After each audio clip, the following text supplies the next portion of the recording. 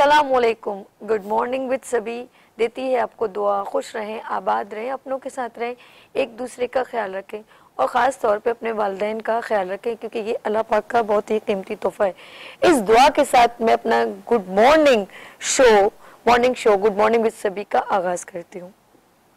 आज जुम्मतुल मुबारक है और जुम्मे से मैं ये कहूँगी कि वैसे तो मैं रोज़ाना ही अपने गुड मॉर्निंग विद सभी में एक अच्छा मैसेज आपसे शेयर करती हूँ, और आज जो मैसेज है वो भी आपको बहुत ही अच्छा लगेगा, क्योंकि हम जब एक दूसरे का ख्याल रखने की बात करते हैं तो कुछ हमारे हक होते हैं जो एज अ मुस्लिम, बल्कि मैं कहती हूँ किसी भी मज़हब में कोई भी किसी को तकलीफ देना तो है ही नहीं, क्योंकि हमारे रब ने, मैं एक बात कहना चाहती हूँ और एक छोटी सी सूरत की एक छोटी सी उसमें मेंशन करना चाहती हूँ, अल्हम्दुलिल्लाह रब्बिल आलमीन।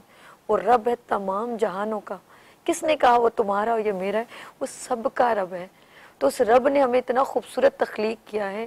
तो मैं एक बात कहना चाहती हूँ अपने नाजरीन से भी कि जब रब ने हमें इतना प्यारा पैदा किया, इतना प्यारा दिल बनाया है और उसने कभी भी तफर्रुक नहीं किया, वो अपनी नेमतों से हमें नवाज देना चाहता है। उसे कभी नहीं कहा कि मैं इसको दूं और इसको ना दूं। वो जब बारिश बरसाता है तो सब पे बरसाता है, जब वो अता करता है तो वो सबको अता करता है। सिर्फ हम लोगों ने एक कुछ क्राइटेरिया बना रखा है और हम समझते हैं कि हम, मेरा रब है, उस पर किसी का हक नहीं है। वो सबका रब है, वो सबसे बहुत प्यार करता है, उसने सबको तख्लीक किया है, तो उसने हमें बेशबहा नेमतों से नवाजा है। तो अभी अभी सियालकोट का सानिया हुआ, मैं उसी से रेलिवेंट बात करना चाहती हूँ। किसने हक दिया? मेरे मजहब ने तो हक ही नहीं दिया, मेरे नबी ने भी नहीं फरमाया। मेरे नबी भी कभी भी नॉन मुस्लिम पर, गैर मजहब जिसका भी हो, उस पर भी जुल्म नहीं करते थे। तो हम कौन हैं? हम किस मजहब का झंडा उठाया हुआ है जो हम ऐसी बातें करते हैं? नहीं, बिहाइंड कुछ और है। आप बात किसी और की कर रहे हैं और कर कुछ और रहे हैं, और नाम किसी और चीज का बदनाम करें, ये अच्छी बात नहीं है। हमारे प्यारे मजहब ने ये बातें नहीं सिखाई, हमारे पैगंबर ने ये बातें नहीं सिखाई कि हम किसी को भी इस वजह से कि हम नॉन मुस्लिम कोई है उसके ऊपर जुल्म करें। कैसे पॉसिबल है? भूल गए नबी सल्लल्लाहु अलैहि वसल्लम पर वो बूढ़ी औरत जो है वो कचरा फेंकती थी, वो उनके मजहब से नहीं थी, फिर भी हमारे नबी ने हमें मैसेज दिया कि वो वहां गए, उससे पूछा कि तुमने आज कचरा क्यों नहीं फेंका, हम उसकी उम्मत में से हैं। तो फिर हम कैसे बदनाम कर दें? ऐसा नहीं होता, ये आपकी कुछ जातियात है, तो आप मजहब को तो ना लाएं बीच में। बड़ा दुख हुआ, चाहे वो कुछ भी था, एक इंसान था, एक इंसानियत के नाते क्या आपको ये सूट करता है कि आप किसी को, उसके बीवी देख रही होगी, उसकी माँ देख रही होगी, उसके बच्चे देख रहे होंगे, उनका दिल कलेजा मुंह को आ गया होगा कि ये मेरे बाप के साथ, मेरे भाई के साथ ये हो क्या रहा है और कौन कर रहा है? तो आप भूल गए आपके पीछे, जब भी आप कुछ ऐसा करते हैं, पीछे एक बहुत बड़ी चेन होती है जिसको आप ये मैसेज दे रहे हैं। तो आप मजहब के नाम पे प्लीज मजहब का ऐसा इस्तेमाल ना करें, ये बहुत बुरी बात है। बहुत दुख हुआ, मैं देख रही थी और मुझे दुख हो रहा था एज अ इंसानियत के नाते। मैं तो बिल्कुल भी नहीं इस चीज को कहूंगी कि ये अच्छा है। हमारे मुल्क की बदनामी, हमारे मजहब की बदनामी होती है इस तरह। आप अपने मजहब का इस्तेमाल ना करें। बहुत, मैं कहती हूँ अपना ऐसा इमेज रखें कि लोग आपके मजहब को अपनाना शुरू करें। तो ये हमारे पैगंबर का मैसेज है, नबी सल्लल्लाहु अलैहि वसल्लम, उनकी आल पर सलाम, जिन्होंने हमें इतना प्यारा मैसेज दिया। तो फिर हम कैसे गलत काम कर लें? तो बराए मेहरबानी आपके इर्द गिर्द कभी कुछ गलती करे तो इस तरह ना उसको मारें। सब दुनिया इकट्ठी हो गई, एक अलोन शख्स पे, निहत्ते शख्स पे आपने जुल्म किया। हमारे यहाँ पे कानून है, सब कुछ है, आप उसको फॉलो तो करें। तो लेट्स सी, आज इस पे भी थोड़ी सी, मेरे बहुत ही प्यारे से यहाँ पे गेस्ट मौजूद हैं और एवरी फ्राइडे वो मेरे साथ होते हैं और बहुत ही रूहानी, मजहबी, हिकमत से रेलिवेंट, बल्कि आपकी तमाम प्रॉब्लम से रेलिवेंट वो गुफ्तगू करते हैं। और आज उन्होंने ही मुझे कहा कि सभी इस पर बात कीजिए, तो मैंने कहा बिस्मिल्लाह, क्यों नहीं। मैं भी ऐसा ही चाहूंगी कि शायद मेरी बात से लोगों को इत्तेफाक भी होगा ऑफ कोर्स, और मेरी बात आगे तक पहुंचे कि बराए मेहरबानी मजहब का नेगेटिव इस्तेमाल ना करें। बहुत खूबसूरत दीन है हमारा और वो रब है तमाम जहानों का। और आज हमारे दरमियान एवरी फ्राइडे मौजूद होते हैं हकीम मौलाना जुबैर अब्बासी, तिब्बे नबवी और हिकमत से रेलिवेंट तमाम गुफ्तगू उनकी होती है। चाहे आपकी हेल्थ की बात हो, चाहे आपके दीन की बात हो। अस्सलाम वालेकुम हकीम साहब, कैसे हैं आप? ठीक है। अल्लाह का बड़ा करम है। और जिस तरह आपने कहा कि सभी ये मैसेज शेयर करें, तो क्या कहते हैं आप इसके बारे में? माशाल्लाह बहुत ही उम्दा गुफ्तगू तो इस हवाले से आपने खुद कर दी है। मैं इस हवाले से ये कहना चाहूँगा, ये दीन इस्लाम जो है ये अखुवत, मोहब्बत, भाईचारगी का पैगाम देता है। और जिस तरह से ये सियालकोट का वाक़या रोनुमा हुआ, तो हर इंसान का जिसके अंदर इंसानियत मौजूद है और एक दिल नर्म उसके अंदर मौजूद है, वो यकीनन दुखा है उसका दिल। इस्लाम ने हरगिज़ ये तालीमात नहीं दी हैं जो ये लोग कर गए, और करा भी है इन्होंने मज़हब और इस्लाम के नाम पे, इश्क़ रसूल के नाम पे।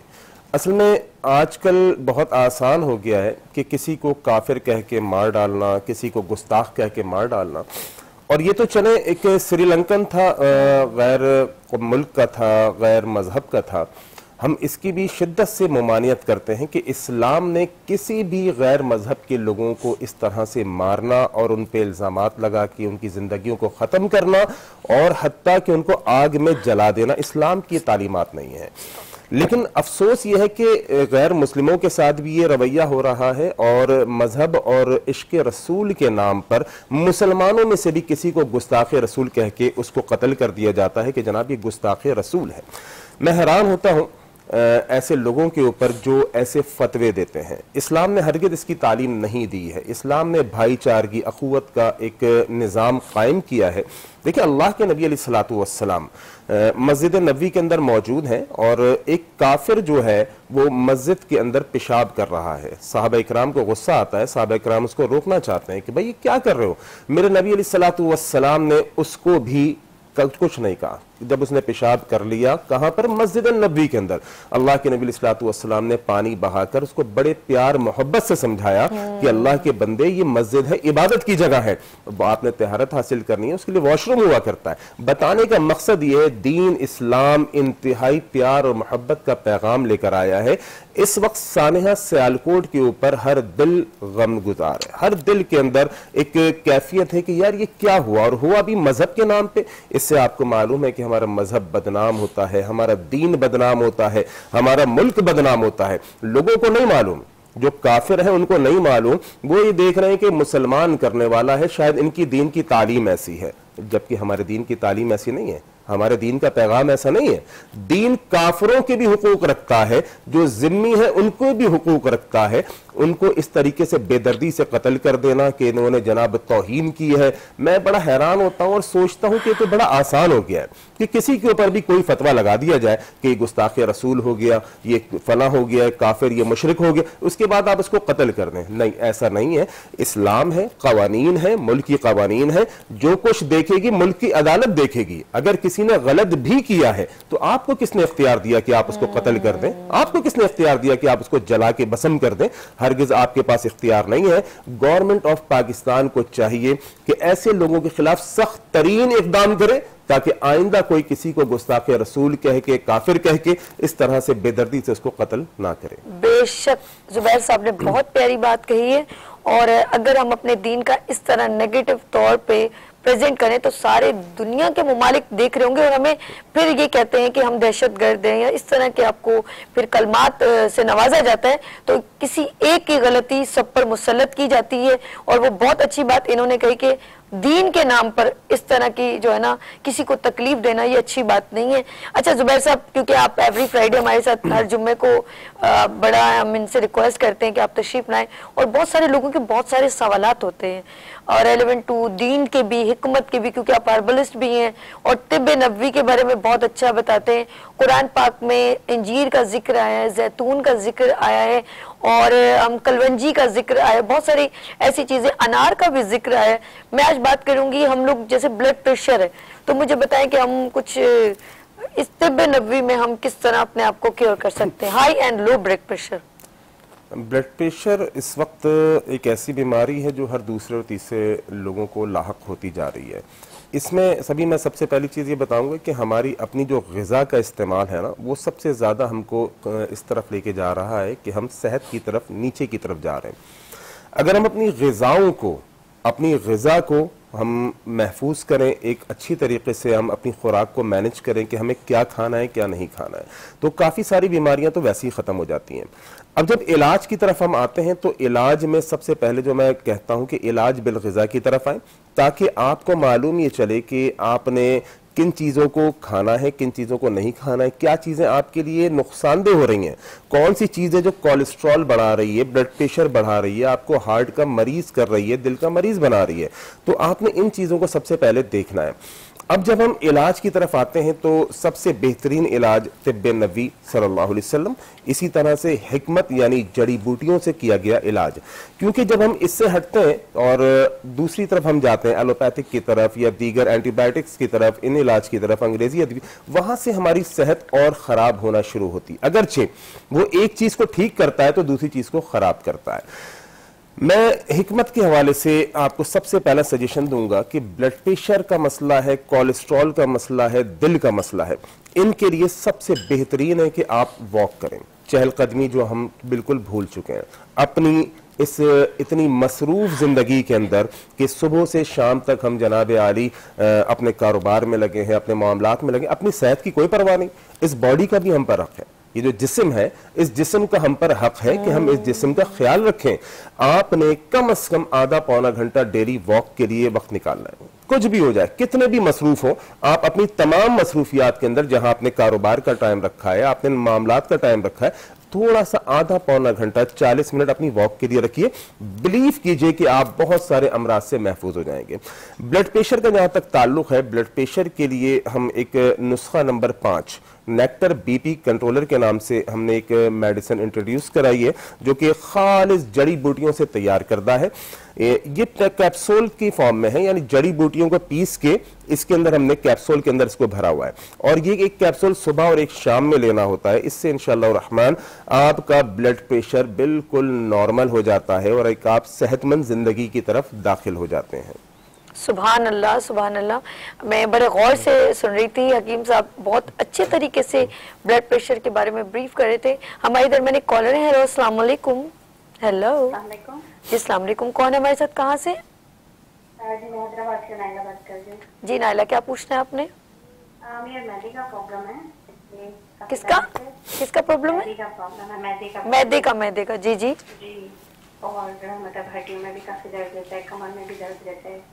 मैदे का दरअसल मैंने काफी अल्ट्रासाउंड कराया था, उसके बाद मुझे ये हुआ था कि जैसे मेरा फैटी लीवर भी आया था, मतलब काफी, और तेजाबियत भी रहती है, काफी यानी कि प्रॉब्लम रहती है इसकी वजह से। अच्छा हकीम साहब, आपने कुछ सवाल करने हैं इनसे? जी ठीक है, सारी बातें इन्होंने बताई। बहुत शुक्रिया मेरी बहन जी।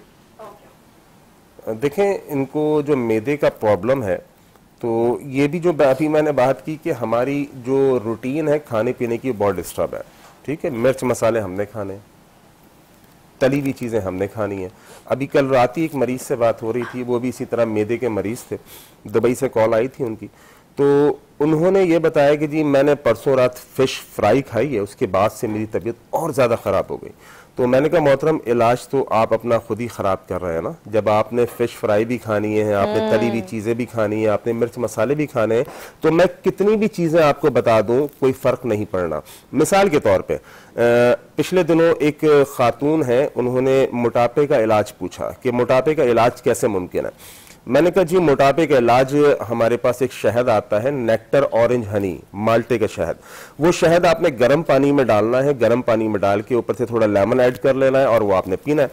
उन्होंने कोई कुछ दिन किया ये इलाज ना, उसके बाद उनका फोन आया कि हकीम साहब मेरा तो वजन कम नहीं हुआ बिल्कुल भी। मैंने कहा अच्छा, आपका वजन कम नहीं हो तो आप ये बताइए कि आप खुराक क्या लेती हैं, ग़िज़ा क्या है आपकी?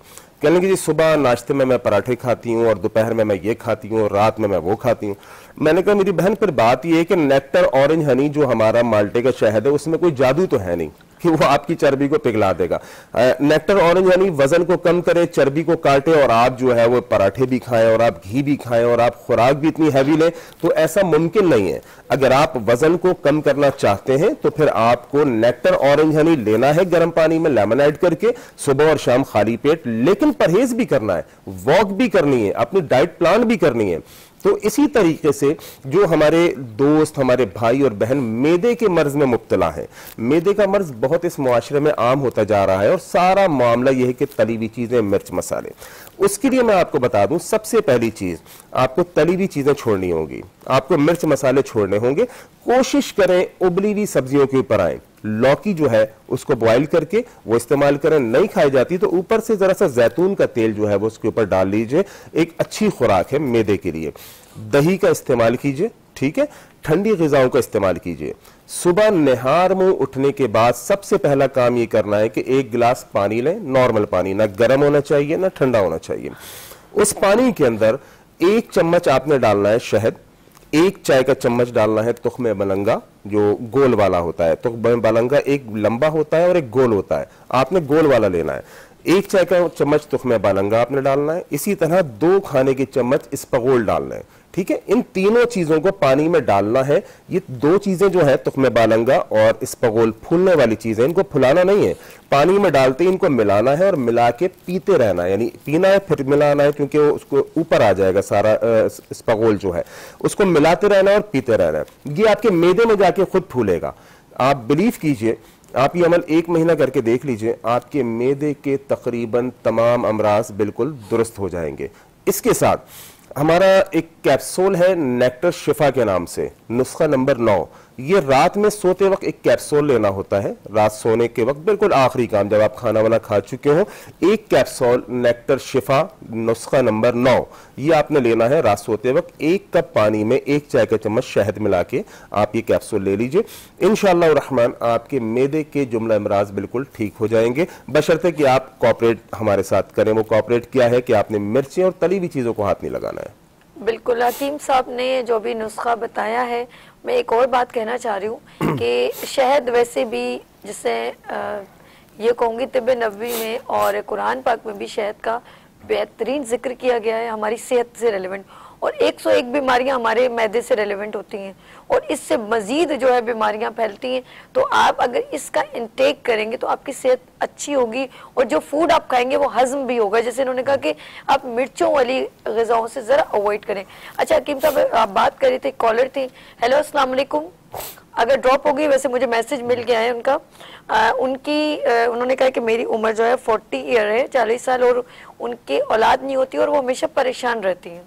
जी, ये जो बे औलादी का मसला है, ये इस वक्त मुआशरे के अंदर बहुत तेज़ी से फैल रहा है। बल्कि अगर आप गौर करें, इन 4-5 सालों के अंदर जितने लोगों की शादियां हो रही हैं, तकरीबन आप देखिएगा कि उनके बच्चे नहीं हो पा रहे, उनको बे औलादी का मसला है। पहले भी ऐसा होता रहा है पिछले अदवार में, लेकिन मैं बात कर रहा हूँ इन 5-8 सालों के अंदर बे औलादी का मसला बहुत तेज़ी से मुआशरे के अंदर फैल रहा है। अब सबसे पहले देखना है कि वो क्या चीजें हैं जो ये बे औलादी का सबब बन रही हैं, जिसमें नंबर 1 चीज है फार्मी मुर्गी का इस्तेमाल। ये बिलीव कीजिए, इसके ऊपर पूरी रिसर्च हुई है। फार्मी मुर्गी जो कि खुद अपने पैरों पर खड़ी नहीं हो पाती, वो आपको क्या आपके पैरों पर खड़ा करेगी। आप जाते हैं, देखें चिकन शॉप्स के ऊपर, ये फार्मी मुर्गी बिल्कुल मुरझाई हुई बैठी भी होती है, खड़ा भी नहीं हुआ जाता इससे। इसके बनिस्बत आप देखिए जो देसी मुर्गी है या देसी मुर्गा है, उसको जब आप पिंजरे में हाथ डाल के पकड़ना चाहते हैं, वो आपके काबू में नहीं आता, इधर उधर भाग रहा होता है। तो वो देसी मुर्गा या देसी मुर्गी, इसका इस्तेमाल बेहतरीन है आपकी सेहत के लिए भी और आपके तमाम मामलात के लिए भी। तो बे औलादी का जो सबब सबसे बड़ा बन रहा है वो इस वक्त मुआशरे के अंदर फार्मी मुर्गी है। इस मुर्गी को छोड़ना होगा। अब जिन अहबाब को ये मर्ज लाहक हो चुका है और उनकी औलाद नहीं हो रही, उनके लिए हमारे पास एक खास किस्म की दवा है जिसे हम कहते हैं नुस्खा नंबर 14। नुस्खा नंबर 14 मुख्तलिफ जड़ी बूटियों को पीस कर एक पाउडर बनाया गया है जो कि बे औलादी के लिए बेहतरीन दवा है। कई लोगों ने इस्तेमाल किया और अल्लाह रब्बुल आलमीन की तौफीक से जो औलाद जैसी नेमत से महरूम थे, आज वो हाथ उठा उठाकर दुआएं देते हैं कि अल्लाह रब्बुल आलमीन ने उनको औलाद किसी नेमत अता फरमाई है। तो आप अहबाब को मशवरा है, नीचे मेरे नंबर्स भी चल रहे हैं, मेरे मतब का नंबर भी, एड्रेस भी चल रहा है। आप अहबाब यकीनन राब्ता कीजिए, आपको इसका कंप्लीट सोल्यूशन मिलेगा और इंशाअल्लाह रहमान अल्लाह की ज़ात से कवी उम्मीद है कि आप औलाद की नेमत से सरफराज हो जाएंगे इंशाल्लाह। सुभान अल्लाह। और इनका बिल्कुल इनका स्क्रीन पर नंबर भी मेंशन है, अगर कुछ होती है बहुत पर्सनल बातें होती है तो ऑफ कोर्स आप इनसे शेयर कर सकते हैं, क्योंकि कहते हैं डॉक्टर से कोई बात नहीं छुपानी चाहिए, तो आप उनको ओपनली बताएंगे आपको कब से प्रॉब्लम है, कैसे है, अपने मियाँ बीवी जाएं और ज़रूर इनके पास इनके मतलब में भी जा सकते हैं। हमारे दरमियान एक कॉलर है। हेलो, अस्सलाम वालेकुम। हेलो, वालेकुम सलाम जी, कौन है हमारे साथ? मेरा नाम नूर अली है, मैं कराची से बात कर रहा हूँ। जी नूर साहब, क्या पूछना है जुबैर साहब से? मेरा हजरत से ये सवाल है कि मैं बहुत ज्यादा जब मुताला करता हूँ तो सर में बहुत ज्यादा दर्द होता है। अच्छा, तो अज़राए करम मुझे इसके लिए कोई वजीफा या कोई नुस्खा कोई हल बता दीजिएगा। बहुत शुक्रिया आपने कॉल की। जी हकीम साहब। जी, ये जो आपका मसला है इसके लिए मैं आपसे अर्ज कर देता हूँ। वजीफे की जहाँ तक बात है, रब्बे ज़िदनी इल्मा की कसरत करें, इंशाअल्लाह अल्लाह आपके इल्म के अंदर बरकत अता फरमाएगा। जो पढ़ेंगे वो अल्लाह के हुक्म से आपको हिफ्ज़ और याद होगा। दूसरा, दिमाग के हवाले से कि दिमाग में तकलीफ होती है, दिमाग डिस्टर्ब रहता है, बिल्कुल इंतशार की एक कैफियत रहती है, इसके लिए हमारी एक प्रोडक्ट है जिसे हम कहते हैं nectar royal jelly. Nectar royal jelly दिमागी, जिस्मानी, आसाबी जितनी भी कमजोरियां हैं, इवन के जो ग्रोथ होती है, बच्चों की ग्रोथ नहीं हो रही होती, ठीक है, कमजोर होते हैं, कद नहीं बढ़ रहा होता, इन तमाम अमराज के अंदर नेक्टर रॉयल जेली बहुत बेहतरीन चीज है। आप अगर छोटा बच्चा है तो उसको 1/4 टीस्पून दे सकते हैं, और बड़ा बच्चा है तो उसको ½ टीस्पून दे सकते हैं, और अगर कोई बड़ी उम्र का आदमी है तो वो भी ½ टीस्पून ले सकता है नेक्टर रॉयल जेली। ये बेसिकली इंपोर्ट की जाती है, पाकिस्तान के अंदर बहुत कम पाई जाती है, चाइना और कोरिया से मंगाई जाती है। और ये नेक्टर रॉयल जेली के बहुत सारे कमालात हैं। अगर मैं आपको इसके कमालात बताने बैठ जाऊं तो शायद आज का प्रोग्राम सिर्फ नेक्टर रॉयल जेली के ही नाम हो जाएगा। आप बिलीव कीजिए, कई ऐसे मरीज जिनको दिमागी तकलीफ थी, जिनको आसाबी तकलीफ थी, जिस्मानी कमजोरियां, हड्डियों की कमजोरियां थी, अल्लाह के फजल से वो लोग जो बैठे हुए थे वो खड़े हो गए अल्हम्दुलिल्लाह। कई ऐसे मरीजों ने मुझे आके बताया कि जनाब मेरी खाला, मेरी फुप्पो जो है वो काफ़ी अरसे से बिस्तर के ऊपर पड़ी हुई थी और इतनी बीमार थी, उनकी हड्डियों ने काम करना छोड़ दिया था। आपने जो नेक्टर रॉयल जेली रिकमेंड की, हमने उनको इस्तेमाल कराई है, आज अल्लाह के फजल से उठ के बैठ गई हैं। तो नेक्टर रॉयल जेली बेहतरीन चीज़ है, दिमाग के लिए भी और पूरी बॉडी के लिए। हर शख्स की ज़रूरत है, बच्चों से लेके बड़ों तक, बच्चों की ग्रोथ के अंदर भी काम आएगी। आप ज़रूर इसको इस्तेमाल कीजिए, आपको अंदाज़ा होगा कि कितनी कीमती चीज़ है। जी जुबैर साहब, हमारे रेगुलर कॉलर याया जो है इस वक्त हमारे दरमियान मौजूद है। हेलो, अस्सलाम वालेकुम याया। अस्सलाम वालेकुम, सभी कैसी हैं? मैं ठीक हूँ जी। याया, क्या पूछना है? जुबैर साहब, हकीम साहब मौजूद है। पहले तो जुम्मा मुबारक हो आपको, और जुबैर साहब को भी मेरा सलाम हो। आप माशाल्लाह जुम्मे वाले दिन अच्छा रिलीजियस प्रोग्राम करती हैं, बड़ा अच्छा लगता है कि रूहानियत का पहलू आ जाता है। हकीम साहब से मुझे ये पूछना है, एक्चुअली हिकमत में तो मैं बिलीव करता हूँ, और जाहिर है एलोपैथिक खा खा के आदमी जो है तंग आ चुका है। मुझे ये बताया हकीम साहब कि अगर कोई परमानेंट एलर्जी हो किसी को, किसी भी चीज पे, अगर स्किन में एलर्जी हो जाती है और उसको मतलब एंटी एलर्जी खा खा के आदमी थक गया हो, तो उसका रेमेडी क्या है? आपके पास ऐसा इलाज है जिससे एंटी एलर्जी के तौर पे हम यूज करते हैं? हिकमत में कोई ऐसी चीज है जिसको हम खाएं और हमारी एंटी एलर्जी से जान छूट जाए? ये मेरा क्वेश्चन है। जी बिल्कुल, मैंने समझ लिया, थैंक यू। देखें, एंटी एलर्जी हमारे पास कई चीज़ें मौजूद हैं। जैसे मिसाल के तौर पे जो वैक्स होता है जिसमें प्रोपोलिस पाया जाता है, आपने वैक्स के ऊपर देखा होगा, एक वाइट कलर की लेयर होती है जिसको हम झिल्ली कहते हैं, जो मक्खी शहद जब खानों के अंदर अपने छत्ते के अंदर भरती है, उसके बाद वो एक सफ़ेद रंग की झिल्ली से उसको पैक कर देती है, उसको कहते हैं प्रोपोलिस। तो ये वैक्स जो है ये हमारे पास अवेलेबल है, और ये आपने चबाना है, जैसे आप च्युइंगम चबाते हैं, 1 टीस्पून लेना है वैक्स, इसको च्युइंगम की तरह चबाना है। जब ये सारा बेरस हो जाए, बेजायका हो जाए, यानी शहद और प्रोपोलिस आपकी बॉडी में चला जाएगा, और ये जो वैक्स है, शहद का छत्ते का टुकड़ा, ये बेजायका हो जाएगा, इसका रस खत्म हो जाए, तो आपने इसको थूक देना है, इसको अंदर नहीं लेके जाना है। ये अमल सुबह शाम करना है। दूसरा एंटी एलर्जी नुस्खा नंबर 3 हमारा कहलाता है। ये नुस्खा नंबर 3 बहुत सारे काम आता है। एक तो एंटी एलर्जी भी है, दूसरा इसके कई कमालात हैं। जो आजकल मौसम चल रहा है जिसकी वजह से आप नज़ला, जुकाम, खांसी, बुखार, सीने की जकड़न, इन तमाम मर्ज के अंदर हर दूसरा शख्स इस टाइम फंसा हुआ है। खुसूसन हमारे बच्चे जो छोटी उम्र के हैं, जिनकी बॉडी बिल्कुल कमज़ोर होती है, वो बच्चे बेचारे, उनके ऊपर हर बीमारी और हर मौसम ज़बरदस्त किस्म का असरअंदाज होता है।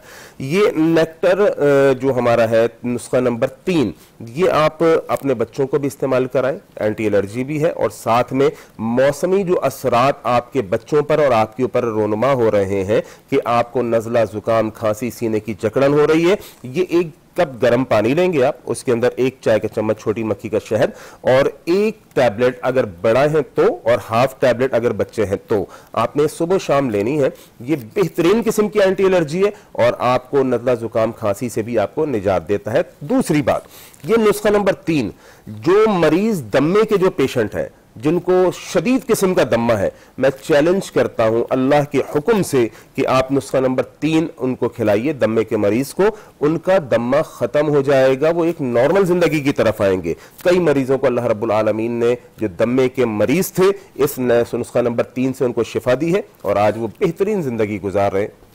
सुभान अल्लाह। अच्छा, मैं एक आपके, क्योंकि आप बात कर रहे होते तो फिर कॉल लेना मुश्किल हो जाता है। कॉल है। हेलो, अस्सलाम वालेकुम। हेलो, सलाम, मैं फौजिया बात कर रही हूँ कराची से ना। जी जी, जुम्मा मुबारक हो आपको। आपको भी। अच्छा, मैं ये कह रही थी, मेरा ये सवाल है कि मेरी शादी को ना 5 साल हो गए ना। ओके। तो मुझे ना औलाद नहीं है, मैंने अपने हस्बैंड के टेस्ट वगैरह भी करवाए। तो अब जो है मेरे समझ में नहीं आ रहा कि जो है हकीम का इलाज शुरू करें या होम्योपैथी करें, एलोपैथिक, या फिर कोई वजीफा। तो मैं जो है क्या कहते हैं विजिट करना चाह रही थी, आप मुझे एड्रेस वगैरह बता दें। चले, बहुत शुक्रिया मेरी बहन। आप इनकी उम्र पूछ, आपकी उम्र क्या है? मेरी उम्र है 34 साल है मेरी। चलें जी, बहुत शुक्रिया मेरी बहन। अच्छा जी, पहले तो हकीम साहब आप अपना एड्रेस वगैरह बता दीजिए। जी देखें, जो लोग देख रहे हैं और जो चाहते हैं कि मुझसे दवा लें या रूहानी इलाज करवाएं, तो उनके लिए एड्रेस मैं आपको बता देता हूं। ऐसे तो नीचे लिखा हुआ भी आ रहा है, बड़ा आसान सा एड्रेस है। नाज़िमाबाद में अब्बासी हॉस्पिटल बड़ा मारूफ है।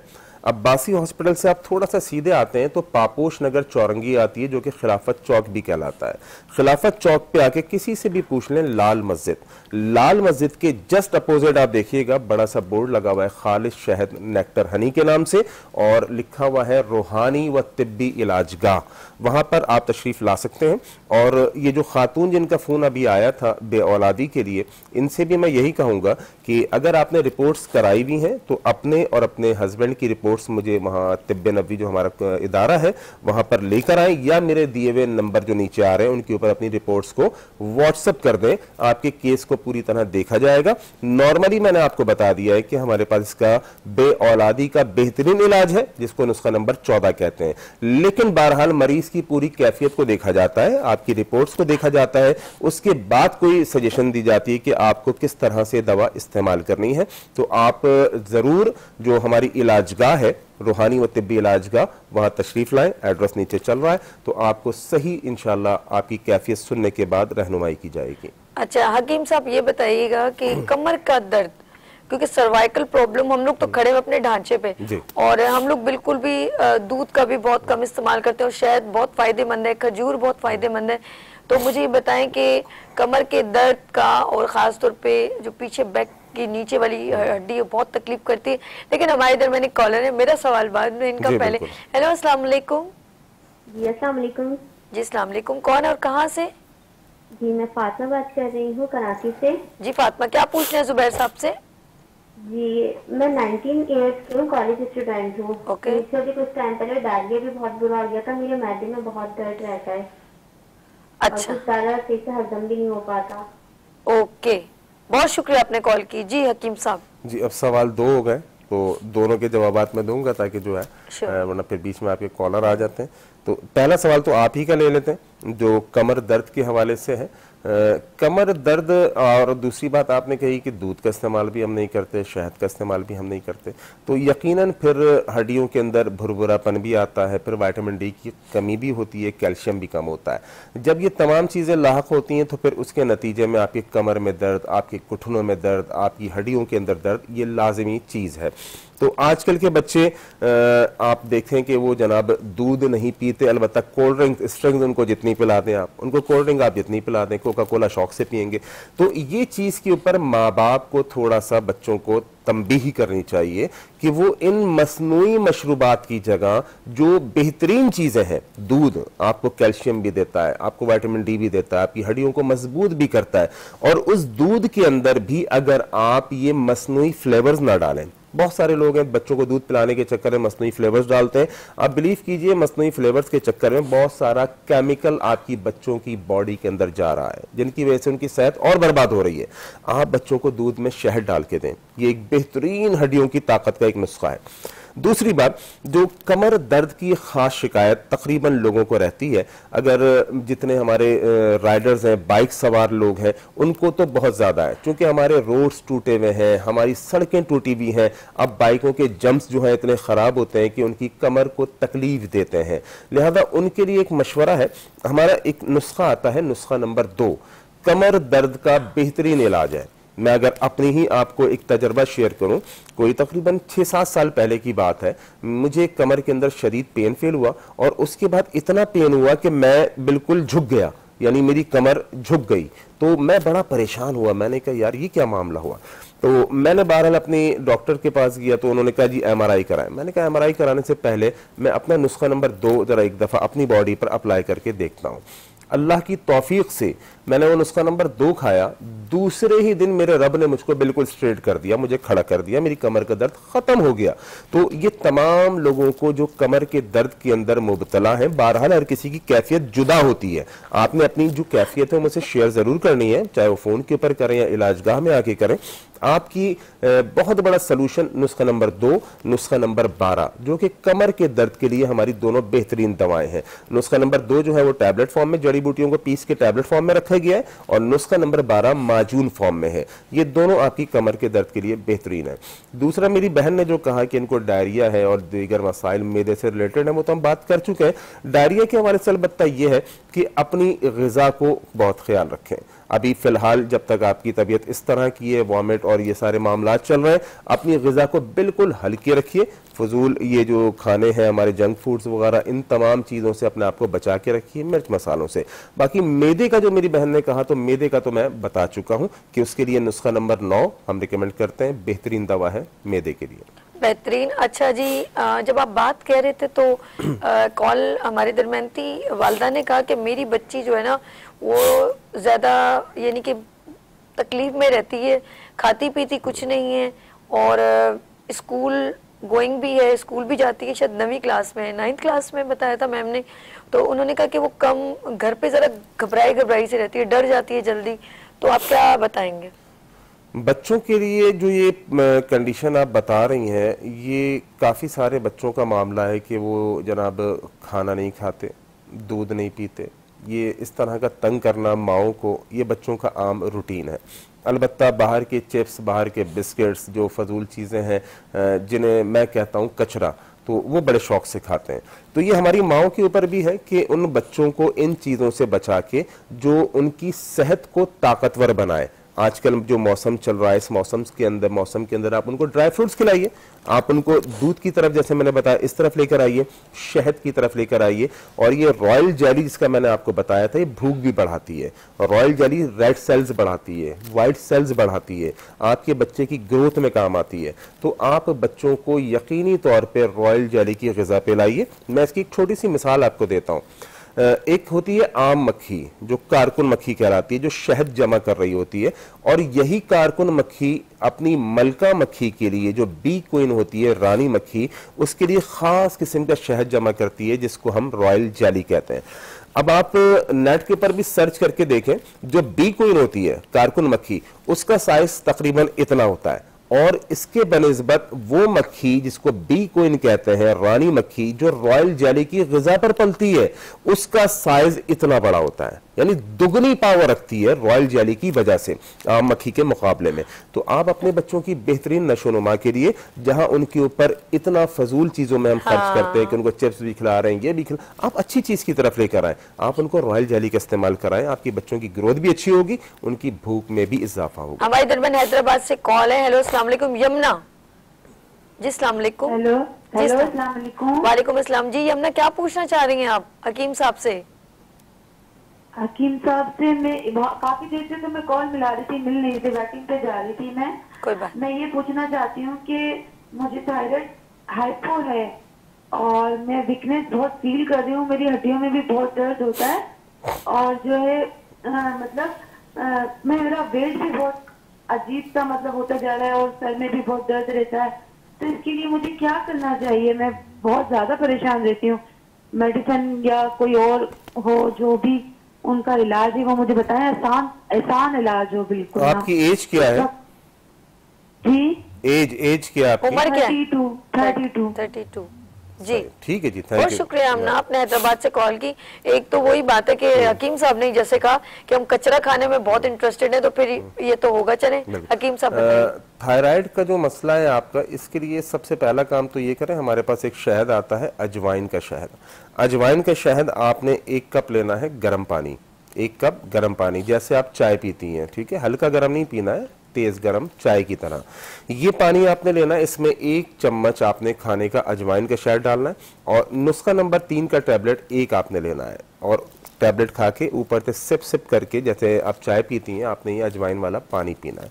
ये इंशाअल्लाह रहमान आपके लिए अच्छा है। दूसरा, जो आपने दर्द के लिए बात की, हड्डियों के दर्द वगैरह के लिए, तो उसके लिए मैंने अभी बताया है कि नुस्खा नंबर 2 जो हमारा आता है वो आप इस्तेमाल कीजिए। और साथ में दर्दों का एक और आपको बताऊं जो आप घर बैठे भी बड़े आराम से कर सकते हैं, इंजीर का इस्तेमाल आपकी हड्डियों को मजबूत बनाता है और इंजीर के कई फवायद हैं। जिन लोगों को कब्ज अगर रहता है वो हर खाने से पहले 3 दाने इंजीर के अपना मामूल बना लें, उनका कब्ज खत्म हो जाएगा। जो हड्डियों के दर्द का शिकार है वो इंजीर का इस्तेमाल रखें, इंशाल्लाह उनकी हड्डियों का दर्द खत्म हो जाएगा। इंजीर के, और देखें मैंने कहा इलाज बिल ग़िज़ा, इसकी तरफ आए, बजाय इसके कि जनाब जरा सा कुछ मामला हो गया आपने फौरन जो है दवाएं लेना शुरू कर दी, फौरन एंटीबायोटिक्स लेना शुरू कर।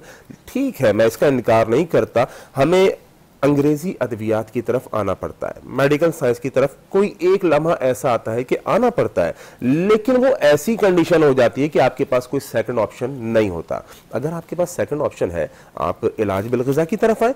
आप अपने खानों के अंदर, अपने रोजमर्रा रूटीन के अंदर ढूंढिए कि कौन सी वो चीजें हैं कि जिनसे मैं अपनी बॉडी का इलाज कर सकता हूं, कर सकती हूं, अपनी सेहत को बेहतरीन बना सकता हूं। तो वो आपको बहुत सारी चीजें ऐसे आपके घर के अंदर मिलेंगी, आपके खाने पीने की अशिया में मिलेंगी, जो आपकी सेहत को बेहतरी की तरफ ला सकता है। मिसाल के तौर पर मैं अभी देता हूं आपको, कोई कॉलर तो नहीं है अभी हमारे साथ? हेलो जी, मैं देख रही थी। हेलो, अस्सलाम वालेकुम।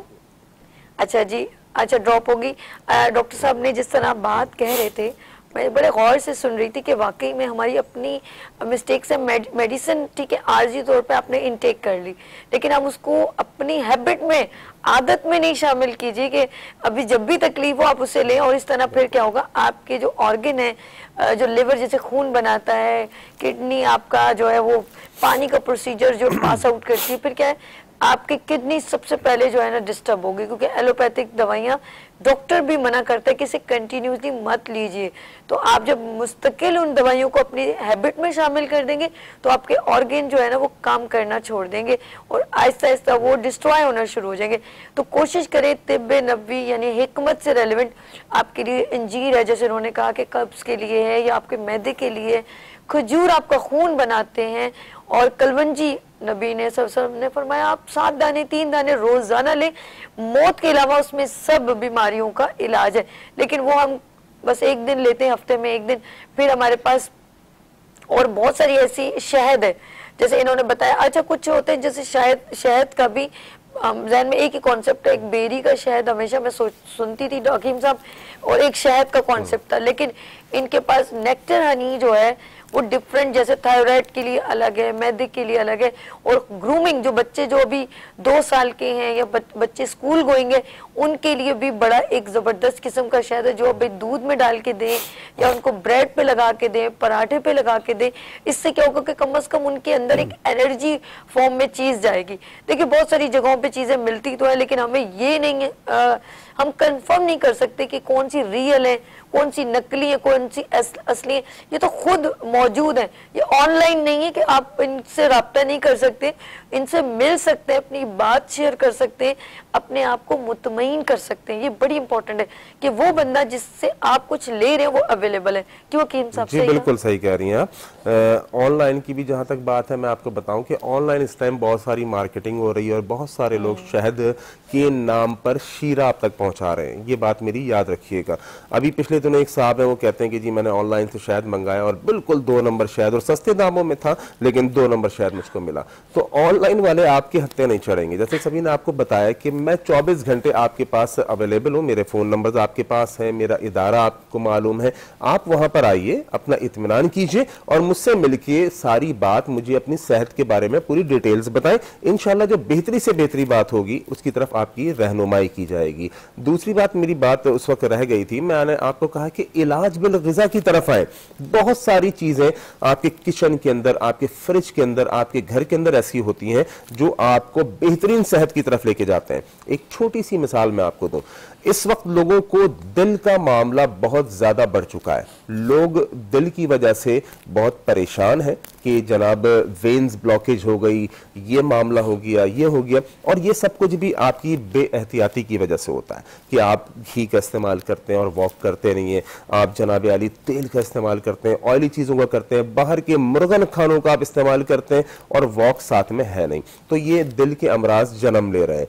इसका मैंने कहा कि आपके घर से सोल्यूशन मैं आपको पेश करता हूं, क्योंकि आपके किचन में अदरक आपके घर में मौजूद होता है, लहसुन आपके घर में मौजूद होता है, इसी तरीके से लेमू आपके घर में मौजूद होता है, सेब का सिरका आपके घर में मौजूद होता है और शहद आपके घर में मौजूद होता है। आप बिलीव कीजिए, इन 5 चीजों से अगर आप अपने दिल का इलाज करें, मैं चैलेंज करता हूं, और मैंने खुद भी, हमने बनाई हुई ये प्रोडक्ट जिसको हम कहते हैं नेक्टर हार्ट सिरप। अगर आपसे नुस्खा नहीं बनाया जाता, बाज लोग नुस्खा बनाने में गलती कर देते हैं। मैं आपको बताऊं, हमारे एक दोस्त है, उन्होंने नुस्खा खुद घर पे बनाया, तो उनको बजाय इसके कि उनकी वेन्स खुलती, उनको उल्टा फालिज का अटैक हो गया। क्यों? वो कहते हैं ना, नीम हकीम खतरा जहां। तो अपने तजर्बात इंसान उस वक्त करे जब उसके पास पूरे फार्मूले का इल्म हो। ये नेक्टर हार्ट सिरप जो तमाम देसी अज्जा से तैयार करता है, जो दिल की बंद शरियानों को खोलता है, कोलेस्ट्रॉल को नॉर्मल करता है, गाढ़े खून को पतला करता है, आपके सांस के जो फूलने का अमल है उसको ठीक करता है। ये हमारी चैलेंजिंग प्रोडक्ट में से एक प्रोडक्ट है। जिनके दिल की शरियाने बंद है वो इस हार्ट सिरप को, नेक्टर हार्ट सिरप को जरूर इस्तेमाल करें। ना आपको एंजियोप्लास्टी करानी पड़ेगी इंशाल्लाह, ना आपको बाईपास कराना पड़ेगा, सिर्फ नेक्टर हार्ट सिरप से आपकी बंद शरियाने खुल जाएंगी। सुभान अल्लाह, बहुत प्यारी अवेयरनेस दी है इन्होंने। और मैं एक बात कहूंगी कि मैं इनका खुद नेक्टर हनी जो है ना यूज करती हूँ, और बेहतरीन है कि आप इसको नीम गर्म पानी में मिला के यूज करें तो आपके पूरे अंदर डिटॉक्सिफिकेशन हो जाती है, मैं तो ये कहूंगी। और गले में जो प्रॉब्लम है वो भी बहुत हमारे लिए बहुत बेहतर है। तो थैंक यू सो मच हकीम साहब, बहुत शुक्रिया, जज़ाए खैर। आपने बहुत अच्छी बातें की और हमारे नाजरीन को कोशिश की कि अपनी सारी बात डिलीवर, क्योंकि टाइम बहुत शॉर्ट होता है और इस टाइम में सिर्फ इन नंबर्स स्क्रीन पर मौजूद है। मजीद डिटेल आपने इनकी जाननी है तो आप इनके नंबर्स पे बात कीजिएगा। नाज़रीन, यहाँ पर हम लेंगे छोटी सी ब्रेक और मिलते हैं ब्रेक के बाद गुड मॉर्निंग विद सभी के साथ।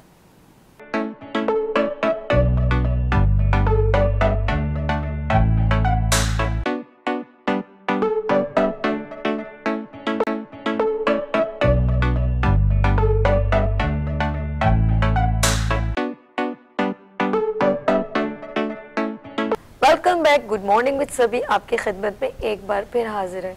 और अभी थोड़ी देर पहले आप हकीम साहब की बहुत ही तिब्ब नबवी से रेलेवेंट बहुत सारी गुफ्तगू सुन रहे थे, और अब मेरे दरमियान बहुत ही प्यारे प्यारे जो नात ख्वाह मौजूद हैं, इनमें कम सिन नात ख्वाह भी हैं और दूसरे नात ख्वाह भी मौजूद हैं। लेकिन बहुत अच्छा लगता है कि नबी का जिक्र हो रहा हो और सब 12 रबीउल अव्वल नहीं बल्कि हर जगह पर एहतमाम होता रहता है, इनको इनवाइट किया जाता है और इनसे नातें सुनी जाती हैं। और मैं कहती हूँ ये गॉड गिफ्टेड वॉइस होती है। वैसे तो हम हर वक्त नाम भी ले सकते हैं, जिक्र भी कर सकते हैं, लेकिन मैं उन नात ख्वाहों को जब देखती हूँ, जब उनको स्पेशली बुलवाया जाता है, उनकी आवाज़ सुनी जाती है और वो जब जिक्र नबी का बुलंद करते हैं और इमाम हसन का, हुसैन का, नोहे सुनाते हैं, इतना अच्छा लगता है कि दिल खुश हो जाता है कि ये आवाज़ हमारे कानों में हमेशा ये रस घोलती रहे। तो मैं सबसे पहले मिलवाऊंगी, यहाँ पर एक कम सिन नात ख्वाह मौजूद है, साद नासिर। अस्सलाम वालेकुम। कैसे हैं आप? ठीक हैं? ठीक ठाक। कोई बात नहीं, माइक लगा हुआ है आपको, जब नाच सुनाइएगा ना फिर इसमें सुनाइएगा। क्या अच्छा लगा यहाँ पर आना? जी बिल्कुल। डर तो नहीं लग रहा? ये बहुत प्यारा सा बच्चा है और इसकी जब आप नाच सुनेंगे तो बाखुद आपको बहुत अच्छा लगेगा। लेकिन मैं सबसे पहले मिलवा दूं, हमारे प्यारे प्यारे नात ख्वाह मौजूद है और यहाँ पर बैठे बुरहान अली शाह। अस्सलाम वालेकुम। बुरहान बेहतरीन नात ख्वाह है और माशाल्लाह हाफिज कुरान भी हैं। और कुरान के बारे में जरा बताइएगा आप कुछ, के हमारे नाज़रीन आपको देख रहे हैं कि आप क्या क्या करते हैं माशाल्लाह। अस्सलाम वालेकुम वरहमतुल्लाहि वबरकातुहू। औज़ु बिल्लाहि मिनश शैतानिर रजीम। बिस्मिल्लाहिर रहमानिर रहीम। कुरान के बारे में ये कहना चाहूँगा, जब से मैं ख़ुद मदरसे के अंदर था और जब तालीम हासिल करता था तो उस वक्त हमारे उस्ताद साहब ने हमें एक हदीस याद कराई थी। तो वैसे तो हदीसें हमें काफ़ी याद कराई थी, मगर ये हदीस हमारे यानी कि हमारे लिए काफ़ी साबित भी हुई और अल्हम्दुलिल्लाह हम इस पर अमल भी कर रहे हैं। फरमाया था उस्ताद साहब ने, ये हदीस हमें याद कराई थी, खैरुकुम मन तअल्लमल कुरान व अल्लमा। तुम में से बेहतरीन शख्स वो है जो कुरान सीखे और सिखाए। तो आज अल्हम्दुलिल्लाह मैं इसी पर अमल करता हुआ जा रहा हूँ और अल्हम्दुलिल्लाह मेरे को तकरीबन 6 साल हो गए हैं कुरान पाक की तालीम को आगे कंटिन्यू करते हुए और आगे बढ़ाते हुए। यानी कि अभी तक तकरीबन कुछ नहीं 40 बच्चे ऐसे हैं जिन्होंने यानी कि मेरे हाथों कुरान पाक ख़त्म किया। कितनी अच्छी बात है कि खुद भी कुरान पढ़ा और दूसरों को भी सिखा रहे हैं और ये ही जो है हमारे लिए बड़े एजाज़ की बात है। इनसे किरत सबसे पहले हम सुनेंगे, लेकिन एक और हमारे दरमियान जो है नात ख्वाह मौजूद है, अली अहमद। अस्सलाम वालेकुम अली अहमद, कैसे हो आप? ठीक हो? अल्हम्दुलिल्लाह। बेहतरीन नात ख्वाह हैं, इन्होंने अपने वीडियो मुझसे शेयर की। मैंने कहा बहुत ही थोड़ा प्रोफेशनली अंदाज है इनका और सब जगहों पर ये जाते हैं और सब इनको बहुत ही, ये तो मैं कहती हूँ हम सबको इनका बहुत ही इज्जत और एहतराम करना चाहिए। अली अहमद कैसे हैं आप? ठीक? अल्हम्दुलिल्लाह, आप खैरियत से? यहाँ पर गुड मॉर्निंग शो में आए हैं, मैंने इनवाइट किया आपको। कैसा लग रहा है? जी बहुत अच्छा लगा और मतलब सादत की बात है। एक तो ये सना ख्वानी जो है वो अल्लाह ताला किसी किसी को इसकी सादत देता है, तो मतलब ये हमारी खुश नसीबी है कि हमें उन लोगों में रखा जो अल्लाह और उसके हबीब का जिक्र बुलंद करते हैं। बेहतरीन। अच्छा, मैं बुरहान से जो कहूँगी कि प्लीज़ सबसे पहले हम अल्लाह का जिक्र से हम तलावत से शुरू करें, क्योंकि माशाल्लाह कारी मौजूद हैं, हाफिज कुरान मौजूद हैं और सबको कुरान सिखाते हैं, तो कुरान की एक तलावत हो जाए। जी बुरहान। औज़ु बिल्लाहि मिनश शैतानिर रजीम। बिस्मिल्लाहिर रहमानिर रहीम।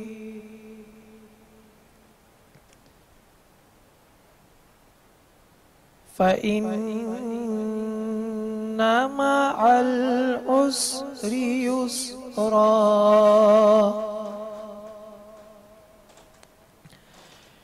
इन्ना मअल उसरि युस्रा।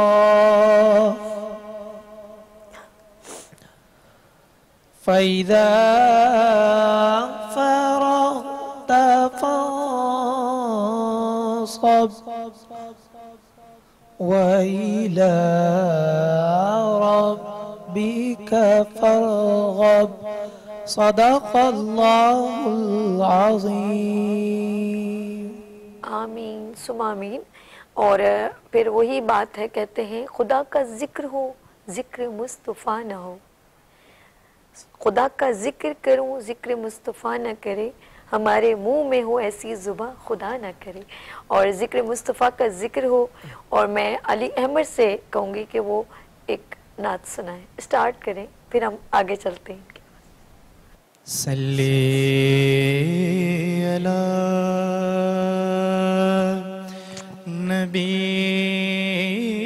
नबीना सल्ली अला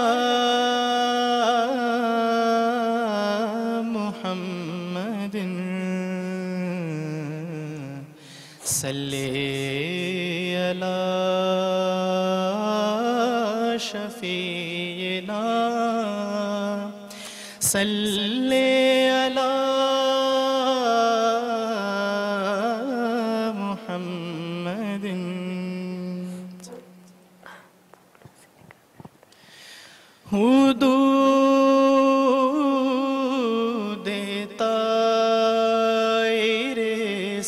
सिदरा हुजूर जानते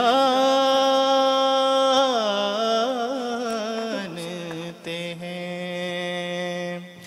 हुदूद तायरे सिदरा हुजूर जानते हैं। कहाँ है अर्शे मुअल्ला हुजूर जानते हैं। पहुँच के सिदरा पे रूहुल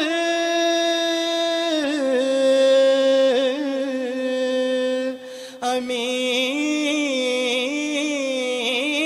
ये कहने लगे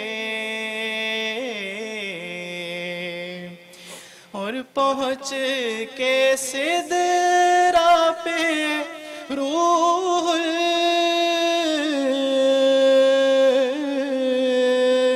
अमी ये कहने लगे यहाँ से आगे का रास्ता हुजूर जानते हैं।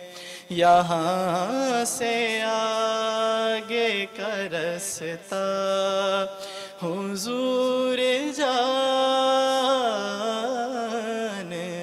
हैं। और उन्हें खबर है कहीं से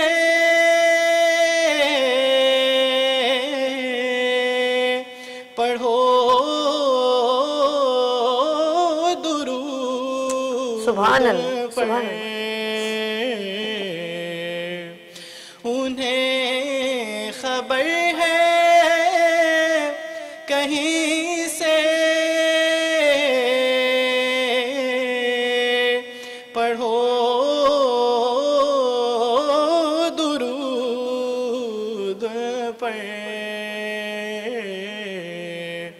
तमाम दहर का नक्शा हुजूर सुभान अल्लाह, सुभान अल्लाह, सुभान अल्लाह, सुभान अल्लाह। जानते हैं। क्या बात। तमाम दहर का नक्शा हुजूर जानते हैं। बेशक हुजूर जानते हैं। और माशाल्लाह अली अहमद ने बहुत ही प्यारे तरीके से हमें नात सुनाई, जैसे कानों पे रस घोल दिया हो। और मैं चाहूँगी मज़ीद आप एक कम सिन जो है नात ख्वाह मौजूद हैं, और जब हम जिक्र करते हैं नबी का तो उनकी आल का जिक्र ना हो, ऐसे कैसे हो सकता है। तो सना ख्वाह जो हैं इस वक्त मेरे दरमियान मौजूद हैं, वो सना ख्वाह हमारे दरमियान मौजूद हैं, वो हैं साद नासिर। साद नासिर वही सुना दीजिए हमें जो आपने हमें ऊपर स्टूडियो में सुनाई थी, ऊपर रूम में। सल्लल्लाहु अलैका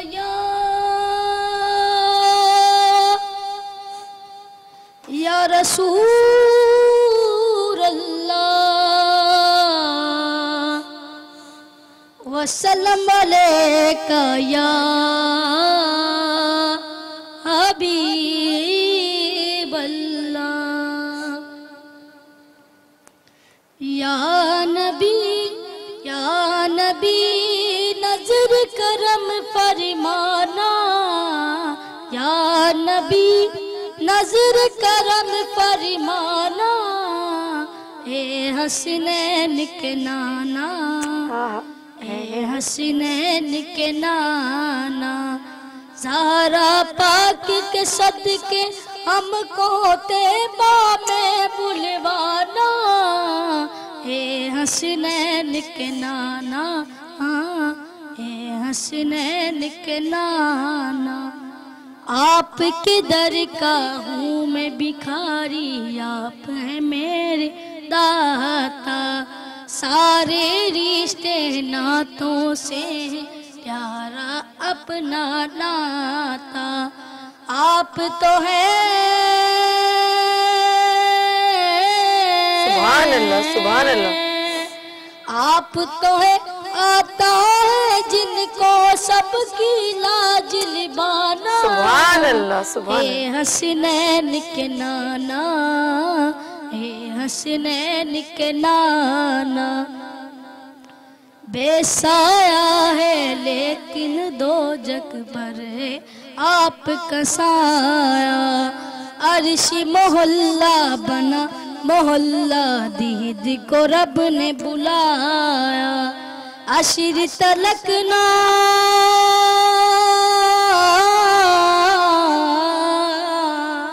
अशीर तलकना होगा किसी का ऐसा आना जाना।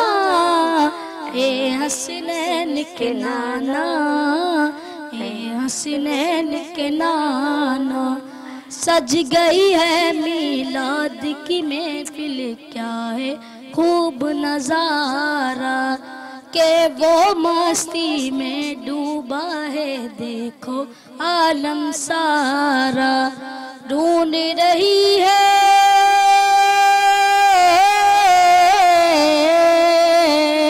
ढूंढ रही है आपकी रहमत बख्शिश का बहाना। ए हसनैन के नाना, मिलके पढ़े सब।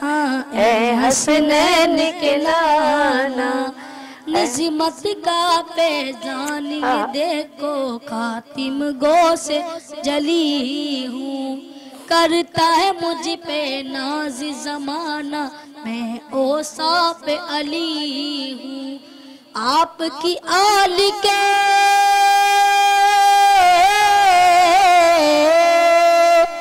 आपकी आल के दर का सत हूँ, साइल हूँ पुराना।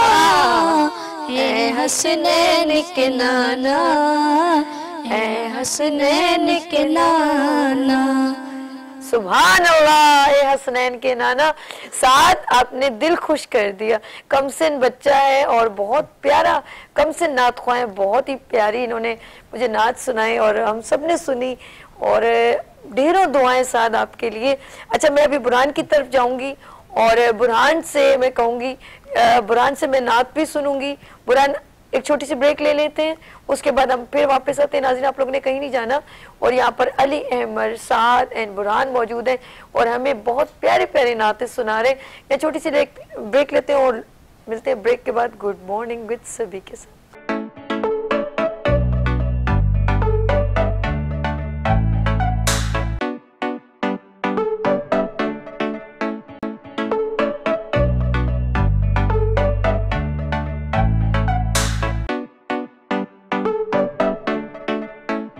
Welcome back. और इस वक्त हम बहुत ही प्यारे प्यारे नात ख्वाहों के साथ मौजूद हैं, जिसमें अली अहमद है, बुरहान है, साद है और हमारे दरमियान कॉलर भी हैं। हेलो, अस्सलाम वालेकुम। अच्छा ठीक है, हम इनसे कॉल भी ले लेते हैं, लेकिन मैं बुरहान की तरफ चलती हूँ। बुरहान, मुझे नात, आप हमारे नाज़रीन नात सुनना चाह रहे हैं। अच्छा, पहले कॉल ले लें बुरहान, इजाजत है या कॉल लग गई है? हेलो, अस्सलाम वालेकुम। हेलो जी, अस्सलाम वालेकुम। जी अस्सलाम वालेकुम। कौन हमारे साथ, कहाँ से? मैं मोहम्मद असद अयूब बात कर रहा हूँ। कैसी हैं आप, खैरियत से हैं? असद भाई कैसे हैं आप, ठीक हैं? जी अल्लाह का शुक्र, अल्हम्दुलिल्लाह अल्हम्दुलिल्लाह। मैं नातख्वाह असद अयूब बात कर रहा हूँ। अरे माशाल्लाह, ये तो हमारे पाकिस्तान के मशहूर नात ख्वाह हैं असद साहब। आज आपने कॉल की, मुझे बहुत अच्छा लगा। नहीं, मुझे बहुत अच्छा लगा एक्चुअली। माशाल्लाह ये बच्चे जो हैं माशाल्लाह इतने खूबसूरत अंदाज में हुज़ूर नबी करीम सल्लल्लाहु अलैहि वसल्लम की सना बयान कर रहे हैं, तो मैंने सोचा कि कॉल करूं और एप्रिसिएशन कॉल होनी चाहिए ताकि बच्चों की हौसला अफजाई भी होती है। जिस तरीके से हमारे बड़े हमारी हौसला अफजाई फरमाते हैं, तो हमें भी चाहिए कि अपने छोटों पर इसी तरीके से इंसान उनको अप्रिशिएट करे। और आपको अल्लाह ताला जज़ाए खैर दे। वीनस टीवी माशाल्लाह जिस खूबसूरत अंदाज में हुज़ूर नबी करीम सल्लल्लाहु अलैहि वसल्लम की सना ख़वानी करवा रहा है। अल्लाह ताला आप सबकी तौफीकात में मजीद इजाफा फरमाए। आमीन सुम्मा आमीन। और असद भाई आप कब तशरीफ ला रहे हैं हमारे गुड मॉर्निंग विद सभी में? मैं इंशाल्लाह बिल्कुल सभी साहिबा जल्द आपके इस शो में हाजिर हूँगा। पिछले दिनों क्योंकि मुल्क से बाहर था, सफर में था, तो मैं इस वजह से आ नहीं सका था। अच्छा। लेकिन कमिंग डेज में इंशाल्लाह आपके शो का जरूर हिस्सा बनूंगा। अच्छा, मुझे मालूम है आप बगदाद गए हुए थे, ऐसा है? जी अल्हम्दुलिल्लाह, पिराने फीस दस्तगी सैयदना शेख अब्दुल कादिर जिलानी की बारगाह में सुभान अल्लाह, इस बार 11वीं मनाना नसीब हुआ। तो उसके बाद नजफ, करबला, मुख्तलिफ ज़ियारात से अल्हम्दुलिल्लाह अल्लाह ताला ने हाजिरी का शरफ बख्शा। अल्लाह पाक आपकी दुआएं कबूल करे। असद भाई आमीन, बहुत शुक्रिया आपने कॉल की। हम चलते हैं बुरहान की तरफ। जी बुरहान, आप नात सुना रहे थे। दुरूद शरीफ पढ़िए। जी जी, सबसे पहले हम दुरूद शरीफ पढ़ेंगे।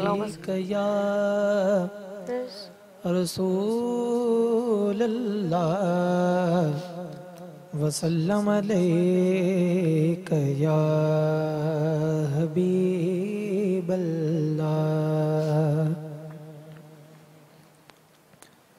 जब भी मेरी हो संगे दर तुम्हारा या रसूल अल्लाह। जब भी मेरी हो संगे दर तुम्हारा या रसूल अल्लाह। यही है एक जीने का सहारा या रसूल अल्लाह। यही है एक जीने का सहारा या रसूल अल्लाह। और तुम ही हो बेसहारों का सहारा या रसूल अल्लाह। तुम ही हो बेसहारों का सहारा या रसूल अल्लाह। तुम ही को हर दुखी दिल ने पुकारा या रसूल अल्लाह। तुम ही को हर दुखी दिल ने पुकारा या रसूल अल्लाह। सुभान अल्लाह, सुभान अल्लाह। बुरहान माशाल्लाह आपने क़िरत भी बहुत प्यारी की और नात भी बहुत प्यारी सुनाई। और अल्लाह पाक हम सबको तौफीक दे और हमारे बच्चे ख़ास तौर पे जो इस वक्त वहाँ बड़े देख रहे हैं नाज़रीन, अगर आपके बच्चे नात ख्वाह बनना चाहते हैं और वो आगे बढ़ना चाहते हैं तो उनको ज़रूर प्यार से उनको सपोर्ट करें। अगर अल्लाह पाक ने उनकी आवाज़ अच्छी बनाई है तो ऑफ कोर्स आप अगर वो आगे आना चाहते हो तो उन्हें बड़ा सपोर्ट करें, क्योंकि वालिदैन की सपोर्ट के बिना वो कुछ नहीं कर सकते। अली अमर, मैं आपसे बात करना चाहूँगी, एजुकेशन भी साथ साथ चल रही है आपकी? जी। क्या पढ़ रहे हैं ज़रा पता तो चले। देखिए नात ख्वाह क्या क्या कर रहे हैं। जी, मैं मोहम्मद अली जिन्ना यूनिवर्सिटी का स्टूडेंट हूँ, 7th सेमेस्टर बायो साइंसेस के हवाले से, और 7 सेमेस्टर अल्हम्दुलिल्लाह हो गए, लास्ट ईयर है। नेक्स्ट सेमेस्टर में ग्रेजुएशन हो जाएगी इंशाल्लाह। और आपके वालिद साहब जो हैं उनका नाम? जी, वो डॉक्टर मोहम्मद इलियास, वो डॉक्टर मोहम्मद इलियास बेहतरीन जो है होम्योपैथिक डॉक्टर हैं। और उनके दरवाजे पे लाइन ऐसे लगती है कुछ दरगाह के ऊपर जैसे लोग आए हुए हैं, और इतनी उनके हाथ में अल्लाह पाक ने शिफा दी है। और मेरी ढेरों दुआएं आपके लिए, क्योंकि मेरे एक प्रॉब्लम थी, वो मुझे आराम उनसे आया था, तो मैं तो बहुत मुतमईन हूँ। अल्लाह पाक उनके इसी तरह सेहत दे जिंदगी दे। मैं ढेरों दुआएं देना चाह रही हूँ उनके लिए, इलियास साहब के लिए। और आप अभी अपने वालिद साहब को फॉलो करें होम्योपैथिक डॉक्टर में? जी, मतलब ऑफिशियली मैंने स्टडी स्टार्ट तो नहीं की है, बट इंशाल्लाह मेरा इरादा है कि बाकायदा जो है वो इसको पढ़ना, फिजियोलॉजी एनाटॉमी वगैरह जो पूरे 4 साल का होगा इनका, और डिप्लोमा प्रोग्राम जो होता है, तो इरादा तो है इंशाल्लाह। बाकी अल्लाह ताला आसानी करे, अल्लाह ताला करम करे। जी अली अहमद, मेरी बहुत सारी दुआएं और मैं चाहूंगी अभी लास्ट है तो आपसे भी नात सुन ले, फिर लास्ट हम लोग साथ से सुन ले। और नात जो है इस वक्त अली अहमद मेरे साथ है और नात सुनाएंगे अली अहमद जी। सल्लल्लाहु अलैका या रसूल अल्लाह वसल्लम अलैका या हबीब अल्लाह।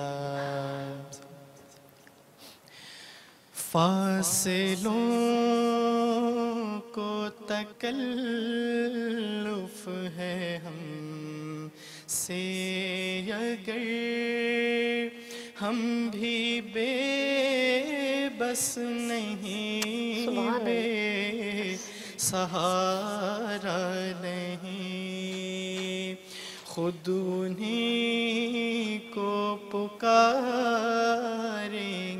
हम दूर से रास्ते में अगर पाँव थक जाएंगे। हम मदीने में तन्हा निकल जाएंगे और गलियों में क़स्दन भटक जाएंगे।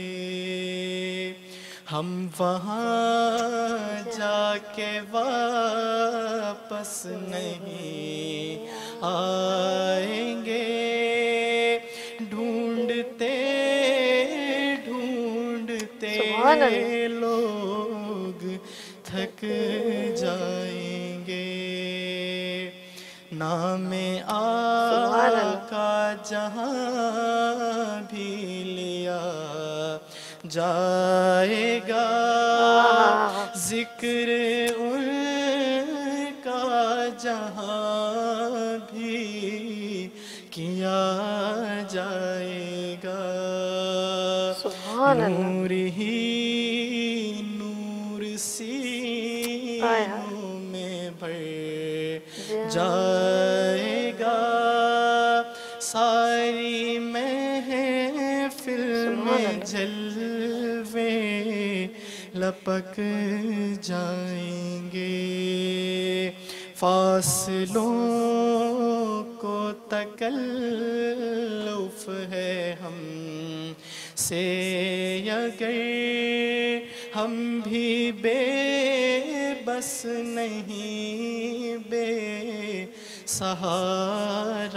नहीं, खुद उन्हीं को पुकारेंगे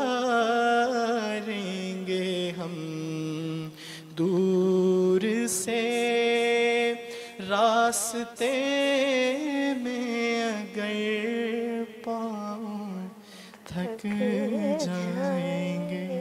सुभान अल्लाह। अली अहमद बहुत ही इनकी आवाज़ में पुख्तगी है और मेरी ढेरों दुआएं इस बच्चे के लिए अल्लाह पाक से और बहुत कामयाबी दे और इसी तरह हम इनकी आवाज़ सुनते रहें। और बड़े बड़े हमारे नात ख्वाह हैं, हम चाहते हैं कि एक दिन ये भी बहुत बड़ा नात ख्वाह है, आपका नाम हो और पाकिस्तान का नाम रोशन करें। अच्छा जी नाज़रीन, टाइम हो गया ख़त्म, मैं इनका सेगमेंट का है, टाइम ख़त्म हो गया है। हम लोग यहाँ पर लेंगे छोटी सी ब्रेक और मिलते हैं ब्रेक के बाद। लेकिन मैं अली अहमद का भी शुक्रिया करूँगी, बुरहान आपका भी शुक्रिया, साद आपका भी शुक्रिया। और हम अपनी ब्रेक का जो करेंगे, हम ब्रेक लेंगे वो हम साथ की नात से लेंगे। लाएं जी, हमें माइक दे दें और साथ आपका भी बहुत शुक्रिया और आप नात सुनाएं जी। नाज़रीन, हम लोग लेंगे शॉर्ट ब्रेक, मिलते हैं छोटी सी ब्रेक के बाद गुड मॉर्निंग विद सभी के साथ। जी साथ। ए सब्ज़ी गुम्मते वाले मंजूर दुआ करना, जब वक्त नज़र आए आका दीदार आता करना। मैं कबर अंधेरी में घबराऊंगा जब तन्हा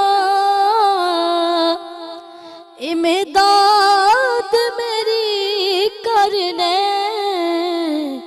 आ जाना रसूल अल्लाह, इमदाद मेरी करने आ जाना मेरे आका, रोशन मेरी तुर्बती को लिल्लाह ज़रा करना, जब वक्त नज़ा आए आका दीदार अता करना। मुजरिम हूँ ज़माने का मैं शर्म बरम रखना, रुसवा ज़माना हूँ कमली में छुपा लेना, रुसवा ज़माना हूँ दोज़ख से बचा लेना।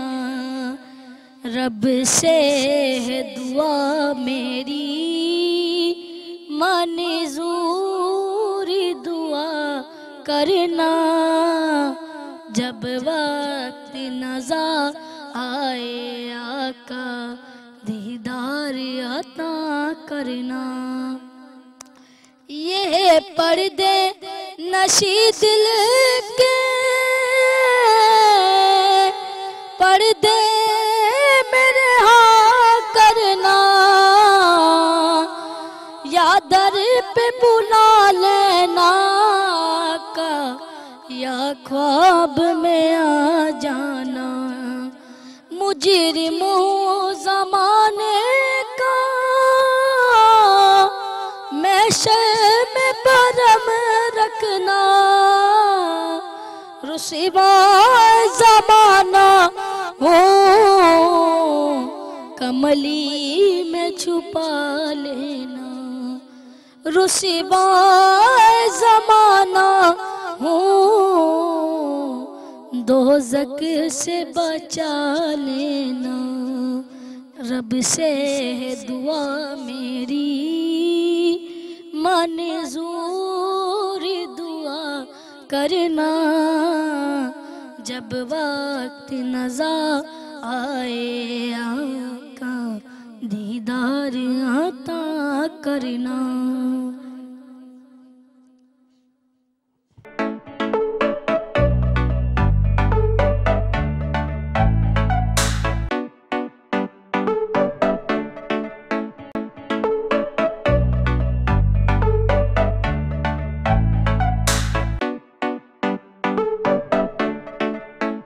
Welcome back, good morning with सभी में एक बार फिर आपकी खिदमत में हाजिर हूँ। और एक चीज़ मैं अपने नाज़रीन से, आपने देखा होगा कुछ लोगों के बच्चे बड़े स्पेशल होते हैं, और अगर मैं सोचती हूँ अगर हमारे माँ बाप जब किसी एज में अबव द एज चले जाते हैं तो सारे बच्चे उन माँ बाप को रखने में इतनी तकलीफ होती है। उनको कहते हैं इसका भी तो अब्बू है, इसकी भी तो अम्मी है, आपस में लड़ रहे होते हैं। ओहो अभी मैं अपने बच्चों को देखूं, मैं अम्मी अब्बू को देखूं, ये तो भाइयों का फर्ज है, भाई बहनों पे डालेंगे, बहनें भाइयों पे डालें। लेकिन मैं एक चीज बता रहा हूँ, माँ का और बाप का दिल कहाँ से लाओगे? वो जब बच्चा पैदा होता है, अगर उस बच्चे को आप देखें कि मेरा बच्चा स्पेशल है, माँ पर डबल जिम्मेदारी, और वो उसको आखिरी लम्हे तक नहीं छोड़ती। वो लम्हा बताऊं कौन सा है? जब तक उस माँ की जान ना निकल जाए, उस बाप की जान ना निकल जाए, वो आखिरी लम्हे तक अपने बच्चे को, चाहे वो स्पेशल हो या किसी तरह का भी हो, अपने जिगर के गोशे को, कहते टोटे को अपने दिल के साथ लगा के रखती है। लेकिन मैं कहती हूँ वो बच्चे कहाँ के दिल के रखते हैं जो अपने माँ बाप को छोड़ देते हैं। मुझे समझ में नहीं आती, ये क्वेश्चन मार्क है। मैं अपनी आंखों के सामने सब कुछ देख रही होती हूँ, और खुदा को हम लोग आपस में गॉसिप करते हैं कि ये इसको ऐसा ऐसा इसको बददुआ है। नो वे, अल्लाह की आजमाइश है। जब अल्लाह ने उसे बच्चे को पैदा किया, उसकी गोद में डाला, तो वो अल्लाह की नज़र में वो माँ वो बाप महबूब तरीन है, वो अल्लाह के बहुत करीब है, क्योंकि उनको ही आजमाया गया है और इनको 70 गुना ज्यादा अनायत किया जाएगा, हमसे ज्यादा। तो अल्लाह की आजमाइश उन्हीं पर होती है जो अल्लाह अपने बंदों को महबूब चाहता है। आज मैं जो है स्पेशल बच्चों की बात करती हूँ। यहाँ पर 2 बच्चे भी मौजूद हैं, एक लड़की एक लड़का है, बहुत प्यारे से हैं और मैं उनसे भी मिलवाऊंगी, लेकिन मैं उनको कैसे भूल जाऊं जो इन सब चीज़ों को, उन बच्चों को, उनकी फैमिलीज़ को लुक आफ्टर कर रहे हैं। तो मैं सबसे पहले यहाँ पे बहुत सीनियर पर्सन है और उनकी एक वेलफेयर एसोसिएशन भी है जिसके प्लेटफॉर्म से ये उन बच्चों को सहूलतें प्रोवाइड कर रहे हैं। और बड़ी बात है, कसम से हम लोगों को तो मैं कहती हूँ शायद हम लोग इतने अच्छे लोग नहीं, हम तो एक छोटा सा हिस्सा मिला रहे हैं गुड मॉर्निंग विद सभी में उनको बुलवा के, लेकिन बेसिकली वो ही बेहतर काम करे। तो डॉक्टर अनवर हुसैन, अस्सलाम वालेकुम। और मैं बताना चाह रही हूँ नाज़रीन, ये स्क्रीन पर इनका चल रहा है नाम, patient care rehab welfare society से इनका ताल्लुक है। और बस लफ्ज मुंह में रह गए हैं और बात अधूरी रह गई है और मैं इनसे भी बात करूंगी, लेकिन मैं इनकी जो है बच्चों को डॉक्टर जो लुक आफ्टर करती है उनसे मिलवा दूं। जी मेरे दरमियान बहुत प्यारी सी मेरी प्यारी बहन मौजूद है, डॉक्टर अफशा अंजुम। कैसी हैं आप? ठीक है मैम। और माशाल्लाह बच्चों को लुक आफ्टर करना इज वेरी बिगेस्ट जॉब, मैं ये कहूँगी बड़ी जिम्मेदारी होती है। हम तो नॉर्मल लोगों की बात नहीं समझ पाते और ये उन बच्चों की बात सुनती हैं जिनको संभालना बहुत मुश्किल है। अच्छा, मैं उनसे भी इजाज़त है, मैं इनके पेरेंट्स माँ से भी मिलवा दूँ। और यहाँ पर बच्ची मिसबा मौजूद है। अस्सलाम वालेकुम मिसबा, है कैसे हो आप? ठीक हो? अच्छा, उनकी वालदा मौजूद है, इनका नाम है जो है मेरी प्यारी सी बहन मिसबा की जरीना। जरीना नाम है आपका? कैसी हैं आप मैम? ठीक है, मैं इन सब से बात करवाऊंगी, थोड़ा इंट्रोडक्शन हो जाए उसके बाद गुफ्तगू होगी। और इस साइड पर जो है एक मेरा प्यारा सा भाई मौजूद है, मोहम्मद साबिर, और उनकी वालदा हैं आबदा। अस्सलाम वालेकुम मैम, कैसी हैं आप? ठीक है। मैं कहती हूँ माँ का दिल तो मैं नहीं ला सकती, वो दिल कहाँ से लाऊं? मेरी माँ का जो दिल होता है वो अल्लाह ने, और माँ के दिल में हमारे, मैं एक जुमला कहना चाहती हूँ कि खुदा रहता है, ऐसे कहूँगी मैं, बाखुदा। अल्लाह पाक ने माँ की ज़ात को बहुत बुलंद मकाम अता फरमाया। मैं डॉक्टर साहब से थोड़ी सी बात करके फिर हम उनकी तरफ चलते हैं। जी डॉक्टर साहब, ये बताइए कब से ये सेंटर आप अपने ऑन किया हुआ है और कब से ये काम कर रहे हैं? देखें, patients care rehab welfare society is a society of the consultant. ये 27 जो मोस्ट प्रेस्टिजियस कंसल्टेंट्स डॉक्टर हैं उनकी सोसाइटी है। एनजीओ है, हमने एनजीओ रजिस्टर्ड कराई ये सारी चीज़ें। तो ये रिहेबिलिटेशन, इसमें हम जो काम कर रहे हैं, जो और भी प्रोग्राम्स में मैं आता हूँ, और सबसे पहले ही मैं यही बात करता हूँ कि हमारे इस प्रोग्राम का मकसद कोई डोनेशन, खैरात, ज़कात, चंदा ये लेना नहीं होता। जी। हम इन बच्चों को इनके पैरों पर खड़ा करना चाहते हैं, माशी तौर पर भी और जिस्मानी तौर पर भी। अब जिस्मानी तौर पर इनको इनके पैरों पर खड़ा करने के लिए हमें मेडिकल साइट पर जाना पड़ेगा, ऑफ कोर्स। तो इनका ट्रीटमेंट जो आम जगह नहीं होता है, खास स्पेशलिस्ट डॉक्टर, जैसे डेफ एंड डम बच्चा है, सुन नहीं सकता, बोल नहीं सकता, तो वो अगर हमारे पास आता है तो हम उसको सबसे पहले ईएनटी सर्जन जो हमारे हैं उनको चेक कराते हैं, जस्ट फ्री ऑफ कॉस्ट। हमारी कोई सर्विस के कोई पैसे नहीं है, जस्ट फ्री ऑफ कॉस्ट है। तो उसमें हम उसको चेक कराते हैं। उसको चेक कराने के बाद वो देखते हैं कि अगर वैक्स है या कोई चीज़ें हैं, अगर प्रॉब्लम ज़्यादा है तो वो ऑडियोलॉजिस्ट के पास भेज देते हैं, जीएमटी। बिल्कुल, मैं समझ रही हूँ।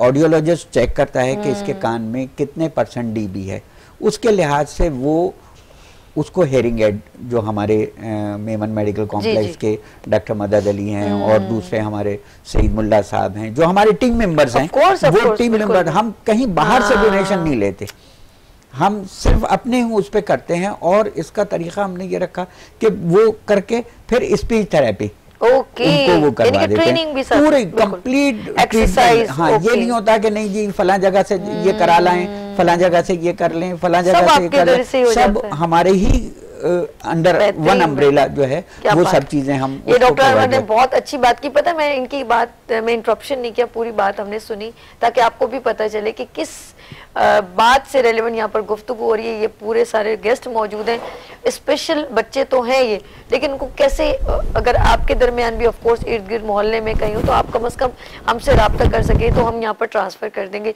अच्छा डॉक्टर साहब, जिस तरह आपने कहा कि वन अम्ब्रेला, एक छतरी के नीचे सब कुछ अवेलेबल है। जिस्मानी तौर पर इनको पैरों पे खड़ा करना है। इसी तरह इसी तरह सीपी चाइल्ड हैं तो हमारे न्यूरोलॉजिस्ट देखते हैं, फिर MRI CT स्कैन जो भी है वो कराते हैं और फिर उसका ट्रीटमेंट करते हैं। फिर फिजियोथेरेपी उनकी जो है वो फ्री ऑफ कॉस्ट होती है। ठीक है।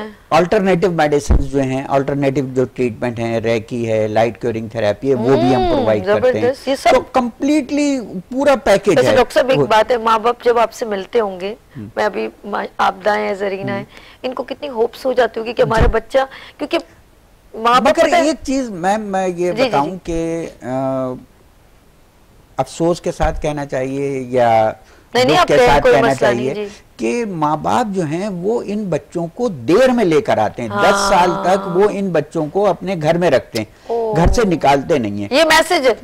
अगर तो उसको अगर वो निकालने लगे पहले से तो अब वो 10 साल तो इस वजह से कि बाहर निकलेगा, कोई छेड़ेगा, उसका वैसे कॉन्फिडेंस लैक हो चुका होता है, पत्थर मारेगा, कोई कुछ कहेगा, कोई बात कहेगा, तो इस डर के मारे वो 10 साल तक छुपा के रखते हैं।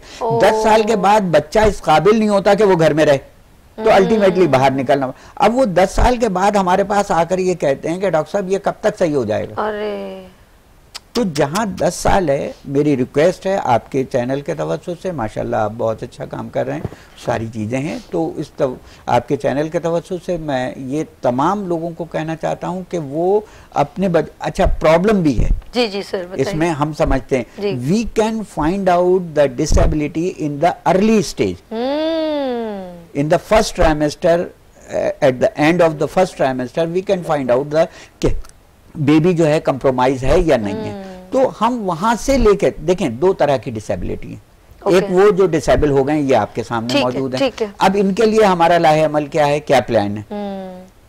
एक वो जो मे बी डिसेबल हो सकते हैं।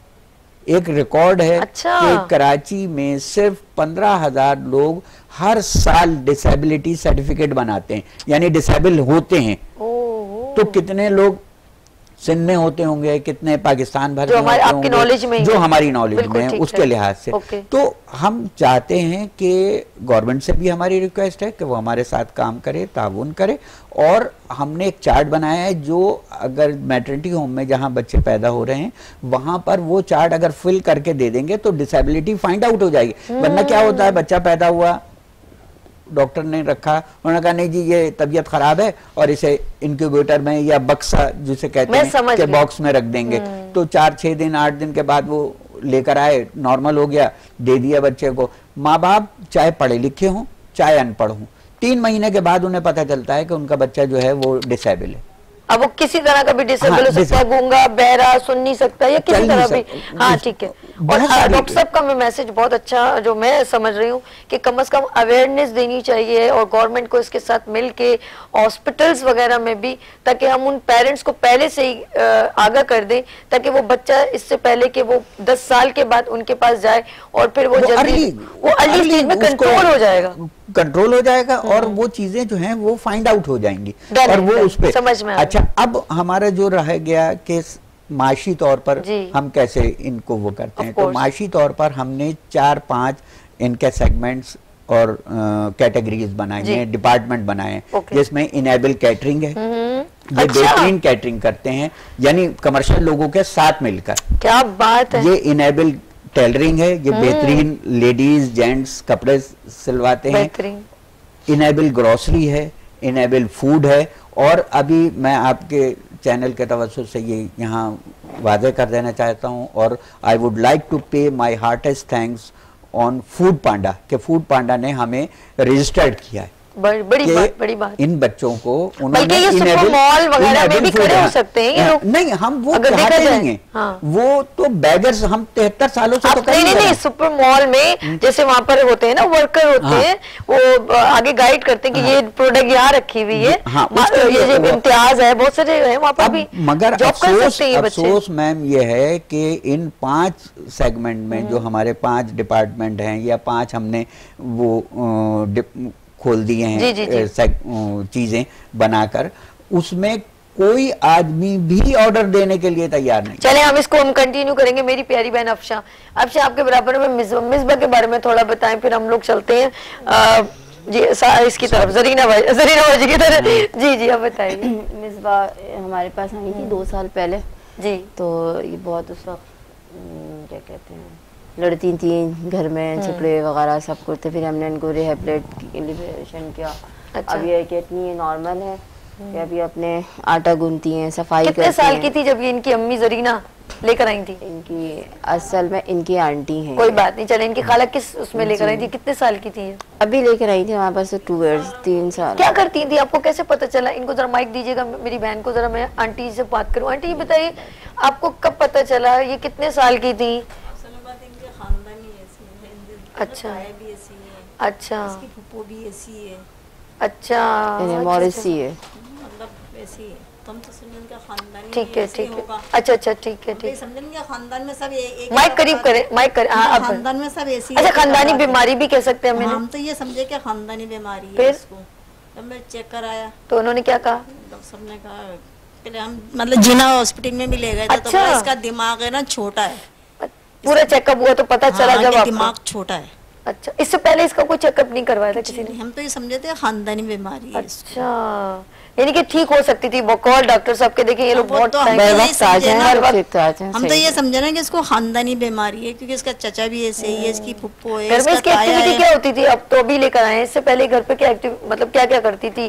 खाना मतलब हेल्प करती थी या सब समझती थी या सबसे लड़ती थी? समझती तो सब चीज अभी भी समझती है सब चीज। तो फिर लेकिन गुस्सा एकदम इसको ऐसा आ जाता है, बस ये नहीं देखती कि बड़ा है या छोटा है। अब हमने इसको बच्चों वाली जी हमने इनको रिहेबिलिटेट किया इसलिए और साइकोलॉजिकल इनको हैंडलिंग किया और इस तरह ये करते करते आज ये काफी हद तक काफी घर के काम भी बहुत अच्छी तरह घर में अब लड़ती झगड़ती नहीं। हमारे पास भी डेली ये 3 घंटे भी गुजारती हैं। हम इन्हें जिस तरह ये मॉनिटर करते हैं। मिसबा को इनको दे माइक। मिसबा खाने में क्या पसंद है?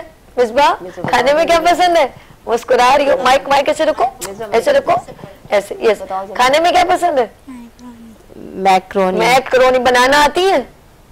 हाँ बनाती हो तो फिर मुझे बताना था ना। हमारा किचन सेगमेंट में मिसबा से कुकिंग करवाती। वही मिसबा को आ जाता है गुस्सा तो गई तो फिर पतीली बाहर में। नहीं मिसबा हमारा इतना एहतराम करती है। बिल्कुल करती है। रियली दोस्तें हैं मिसबा की? सहेलियां? क्या नाम है उनका? माइक में नाम बताओ, नाम बताओ माइक में। शाजिया। शाजिया और समरा। समरा तो शर्मा क्यों रही हो भाई? बात तो मुझसे कर ही नहीं रही हैं आप। ये तो कोई बात नहीं। हमने स्पेशल आपको बुलवाया है और मुझे डॉक्टर साहब ने कहा भाई मिसबा को लेकर आऊंगा। मैंने कहा आ जाए जी, ये तो कोई बात नहीं। अच्छा कपड़े कौन से पसंद है? शरारा गरारा? शादियों में जाते हो? डांस भी करती होगी, मस्ती भी करती होगी। हाँ चले जी हमारे दरमियान मिसबा और उनकी आंटी हंस रही है मेरी बातों से। बच्चे हैं उम्र के हिसाब से, माइंड छोटा है क्योंकि जब ये बच्ची पैदा हुई थी इनके पेरेंट्स नहीं अंडरस्टैंड कर पाए और वो ये समझते रहे ये खानदानी बीमारी है। देखिए ये छोटी छोटी मिस्टेक है। आज इस लड़की की ज़ात है, चाहे लड़की हो या लड़का हो, औलाद तो सभी एक जैसी होती है। लेकिन ये सोच लें कि जब 15-20 साल के ऊपर जब वो जाएंगे तो बड़ी प्रॉब्लम्स होंगी। चलिए जी हम चलते हैं इधर और यहाँ लाए मुझे डॉक्टर एक ब्रेक ले लेते हैं छोटी सी। जी नाज़रीन आप लोगों ने कहीं नहीं जाना। डॉक्टर अनवर यहाँ पर मौजूद हैं और मैम आफशा भी मौजूद हैं और हम बात करेंगे स्पेशल बच्चों की और यहाँ लेंगे छोटी सी ब्रेक और मिलते हैं ब्रेक के बाद गुड मॉर्निंग विद सभी के साथ और स्पेशल बच्चों के साथ।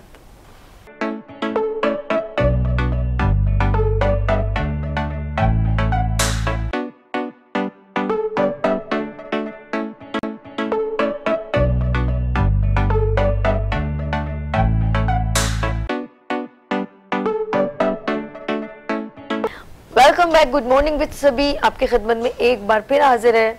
दिल को बहुत बड़ा रखना पड़ता है कभी कभी और बहुत सारी चीज़ें हमें खुद देखनी पड़ती हैं और बहुत सारी चीज़ें ऐसी हैं जिसे देख के बर्दाश्त करना पड़ता है और फिर दुआ करनी पड़ती है कि अल्लाह पाक सबको अपने हिफ्ज़-ओ-मान में रखे। और छोटी छोटी जो गलतियाँ हैं ना जिसका कभी भी कम बैक नहीं होता तो फिर हमें सिर्फ अफसोस करना पड़ता है। तो मैं नहीं चाहूँगी वो पेरेंट्स जो ये गलतियाँ करते हैं और फिर उन्हें अफसोस करना पड़े।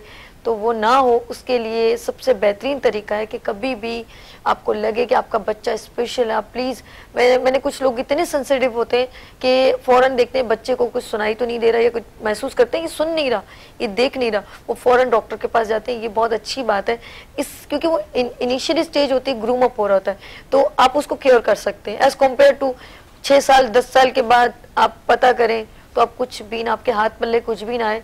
तो प्लीज़ अपने बच्चों का बहुत बहुत ख्याल रखें।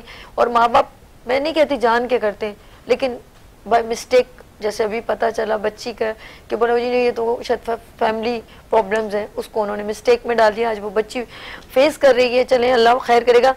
अस्सलाम वालेकुम, कैसे हैं आप? नाराज हैं? बात नहीं कर रहे भाई? साबिर, ओके, गुड है।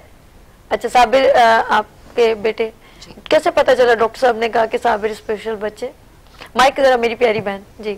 छोटे में पता चल गया था स्पेशल बच्चा है, डॉक्टर ने कहा था जैसे जैसे ये बड़ा होगा ना, वैसे से ये बोलेगा। अच्छा। बात नहीं करता है ना, बिल्कुल पहले बात नहीं करते थे, अब थोड़ी बात करते हैं, थोड़ी बहुत, अब टूटी फूटी बोल रहे हैं। आपको तंग करते हैं? बहुत कम कम गो बहुत होंगे। क्या पसंद करते हैं खाने पीने में? ये ज्यादातर बिरयानी। अरे बाप, इनकी पसंद की कुछ। हाँ जी, बिरयानी खाते हैं आप? कोको वाली ना? पक्का? पकाना आता है कुछ? खेल कौन सा पसंद है साबिर आपको? माइक दीजिएगा, साबिर बात करेंगे। कौन सा पसंद? क्या? क्रिकेट? अच्छा, बड़े होके क्या बनना है? क्रिकेटर बनना है? क्या करना है आपने? दो छक्का मारोगे। मुस्कुराया साबिर, छक्का मारना है? छक्का मारोगे। अच्छा, ये नहीं है क्रिकेट। जरा देखिएगा इसकी मुस्कुराए। कौन सा जबरदस्त छक्का, बड़ा वाला, बॉल घूम जाए? हाँ, बड़ा वाला छक्का मारना है। कोई खिलाड़ी नहीं मानता, गेंद ऐसे मारता है सब है।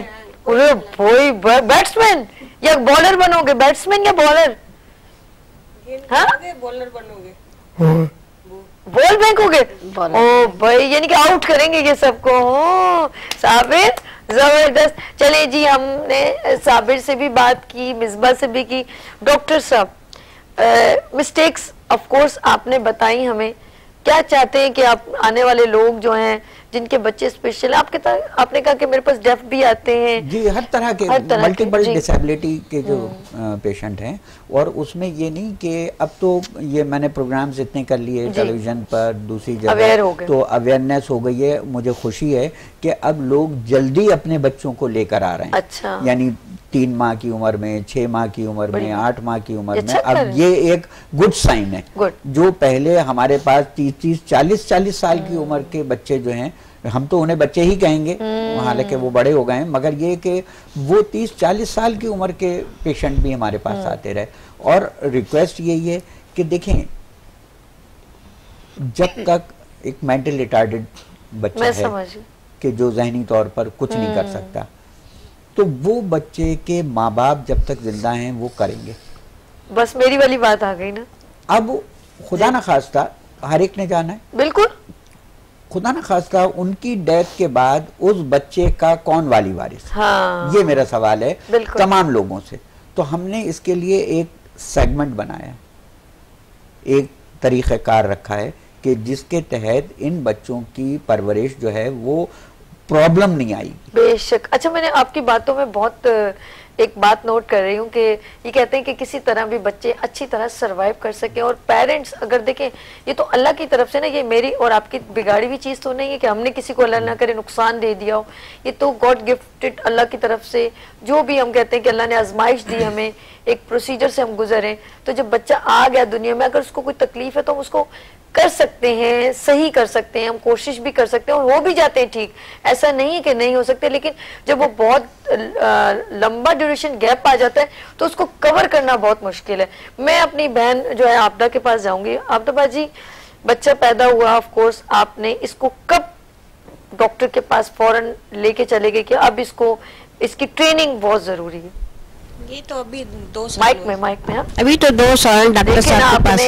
यानी कि अब जब महसूस, डॉक्टर साहब की बात आ गई ना, कि जब आपको पता अंदाजा हुआ क्या मुझे अल्लाह ना करे कुछ हो जाए तो मेरे बच्चे का क्या होगा, ये सोच के आपने क्या बच्चे को अभी एडमिट करवाया? अब बहुत पहले क्यों नहीं आपने करवाया? डॉक्टर साहब यहाँ पर नहीं थे, हम लोग रंगीटोन में रहते, सब डॉक्टर साहब पता नहीं था हम लोग को। तो वही बात होगी, डॉक्टर साहब अवेयरनेस नहीं थी। तो जब बच्चा पैदा हुआ तब उस डॉक्टर ने भी नहीं बताया कि इसको किस तरह ट्रेनिंग वगैरह देनी चाहिए? ये 2 साल को ना इसके बाल खुद पे खुद गिरने लगे। अच्छा, ये बिल्कुल ठीक था, इसका मतलब था सब बहुत प्यारे प्यारे खूबसूरत बच्चा था, ये खुद पे खुद बाल गिर गए, पलके उलके सब गिर गए, पूरा ये गंजा हो गया, ये दोबारा बाल आए इसके।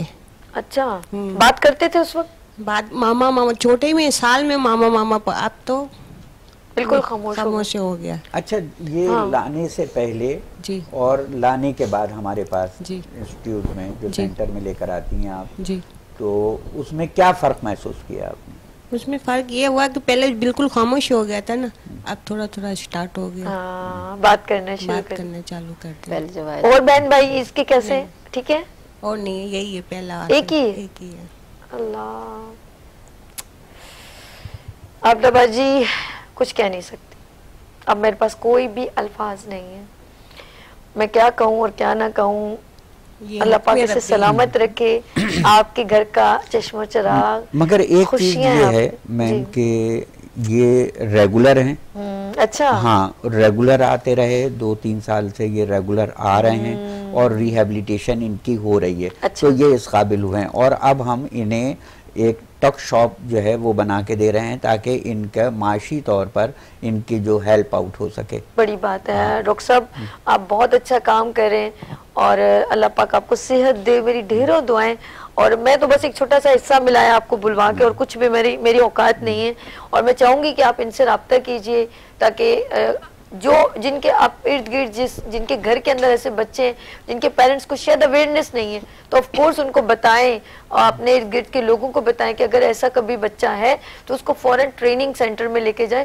और मैंने देखा है काफी ऐसे बच्चे हैं जो स्पेशल है, उनको अगर ट्रेनिंग दी जाए वो बहुत अच्छा प्रेजेंट करते हैं, छत्तीस बहुत तेज होती है। खेल रहे हैं बच्चे, टेनिस खेल रहे हैं, नाव पीडीपी इदारा है हमारे, सब लोग मिलकर कर रहे हैं, हमारी एक पूरी टीम है माशाल्लाह। तो उस टीम में सब चीज सब अपना अपना कंट्रीब्यूशन, जैसे अभी अफशा ने कहा था कि ये बहुत अच्छी कुकिंग करनी, तो इसका मतलब है कि जब शुरू में ये आई थी तो कुछ भी नहीं, कुछ भी नहीं, तो इसका मतलब है ट्रेनिंग से बेहतर रिजल्ट। अब ये अपने बाल बांधती हैं, अपनी ड्रेसिंग का ख्याल रखती हैं, हमने ये बताया कि आपने इसी तरह बैठना है तो ये इसी तरह बैठेंगी। नहीं, अब मैं इससे कुट्टी हो गई हूँ। मिसबा बिल्कुल ऐसी बात भी नहीं करूंगी। मिसबा ने कोई ना सॉन्ग सुनाया ना बात की मुझसे, मैंने इसके लिए गिफ्ट रखा था वो भी नहीं दूंगी मैं।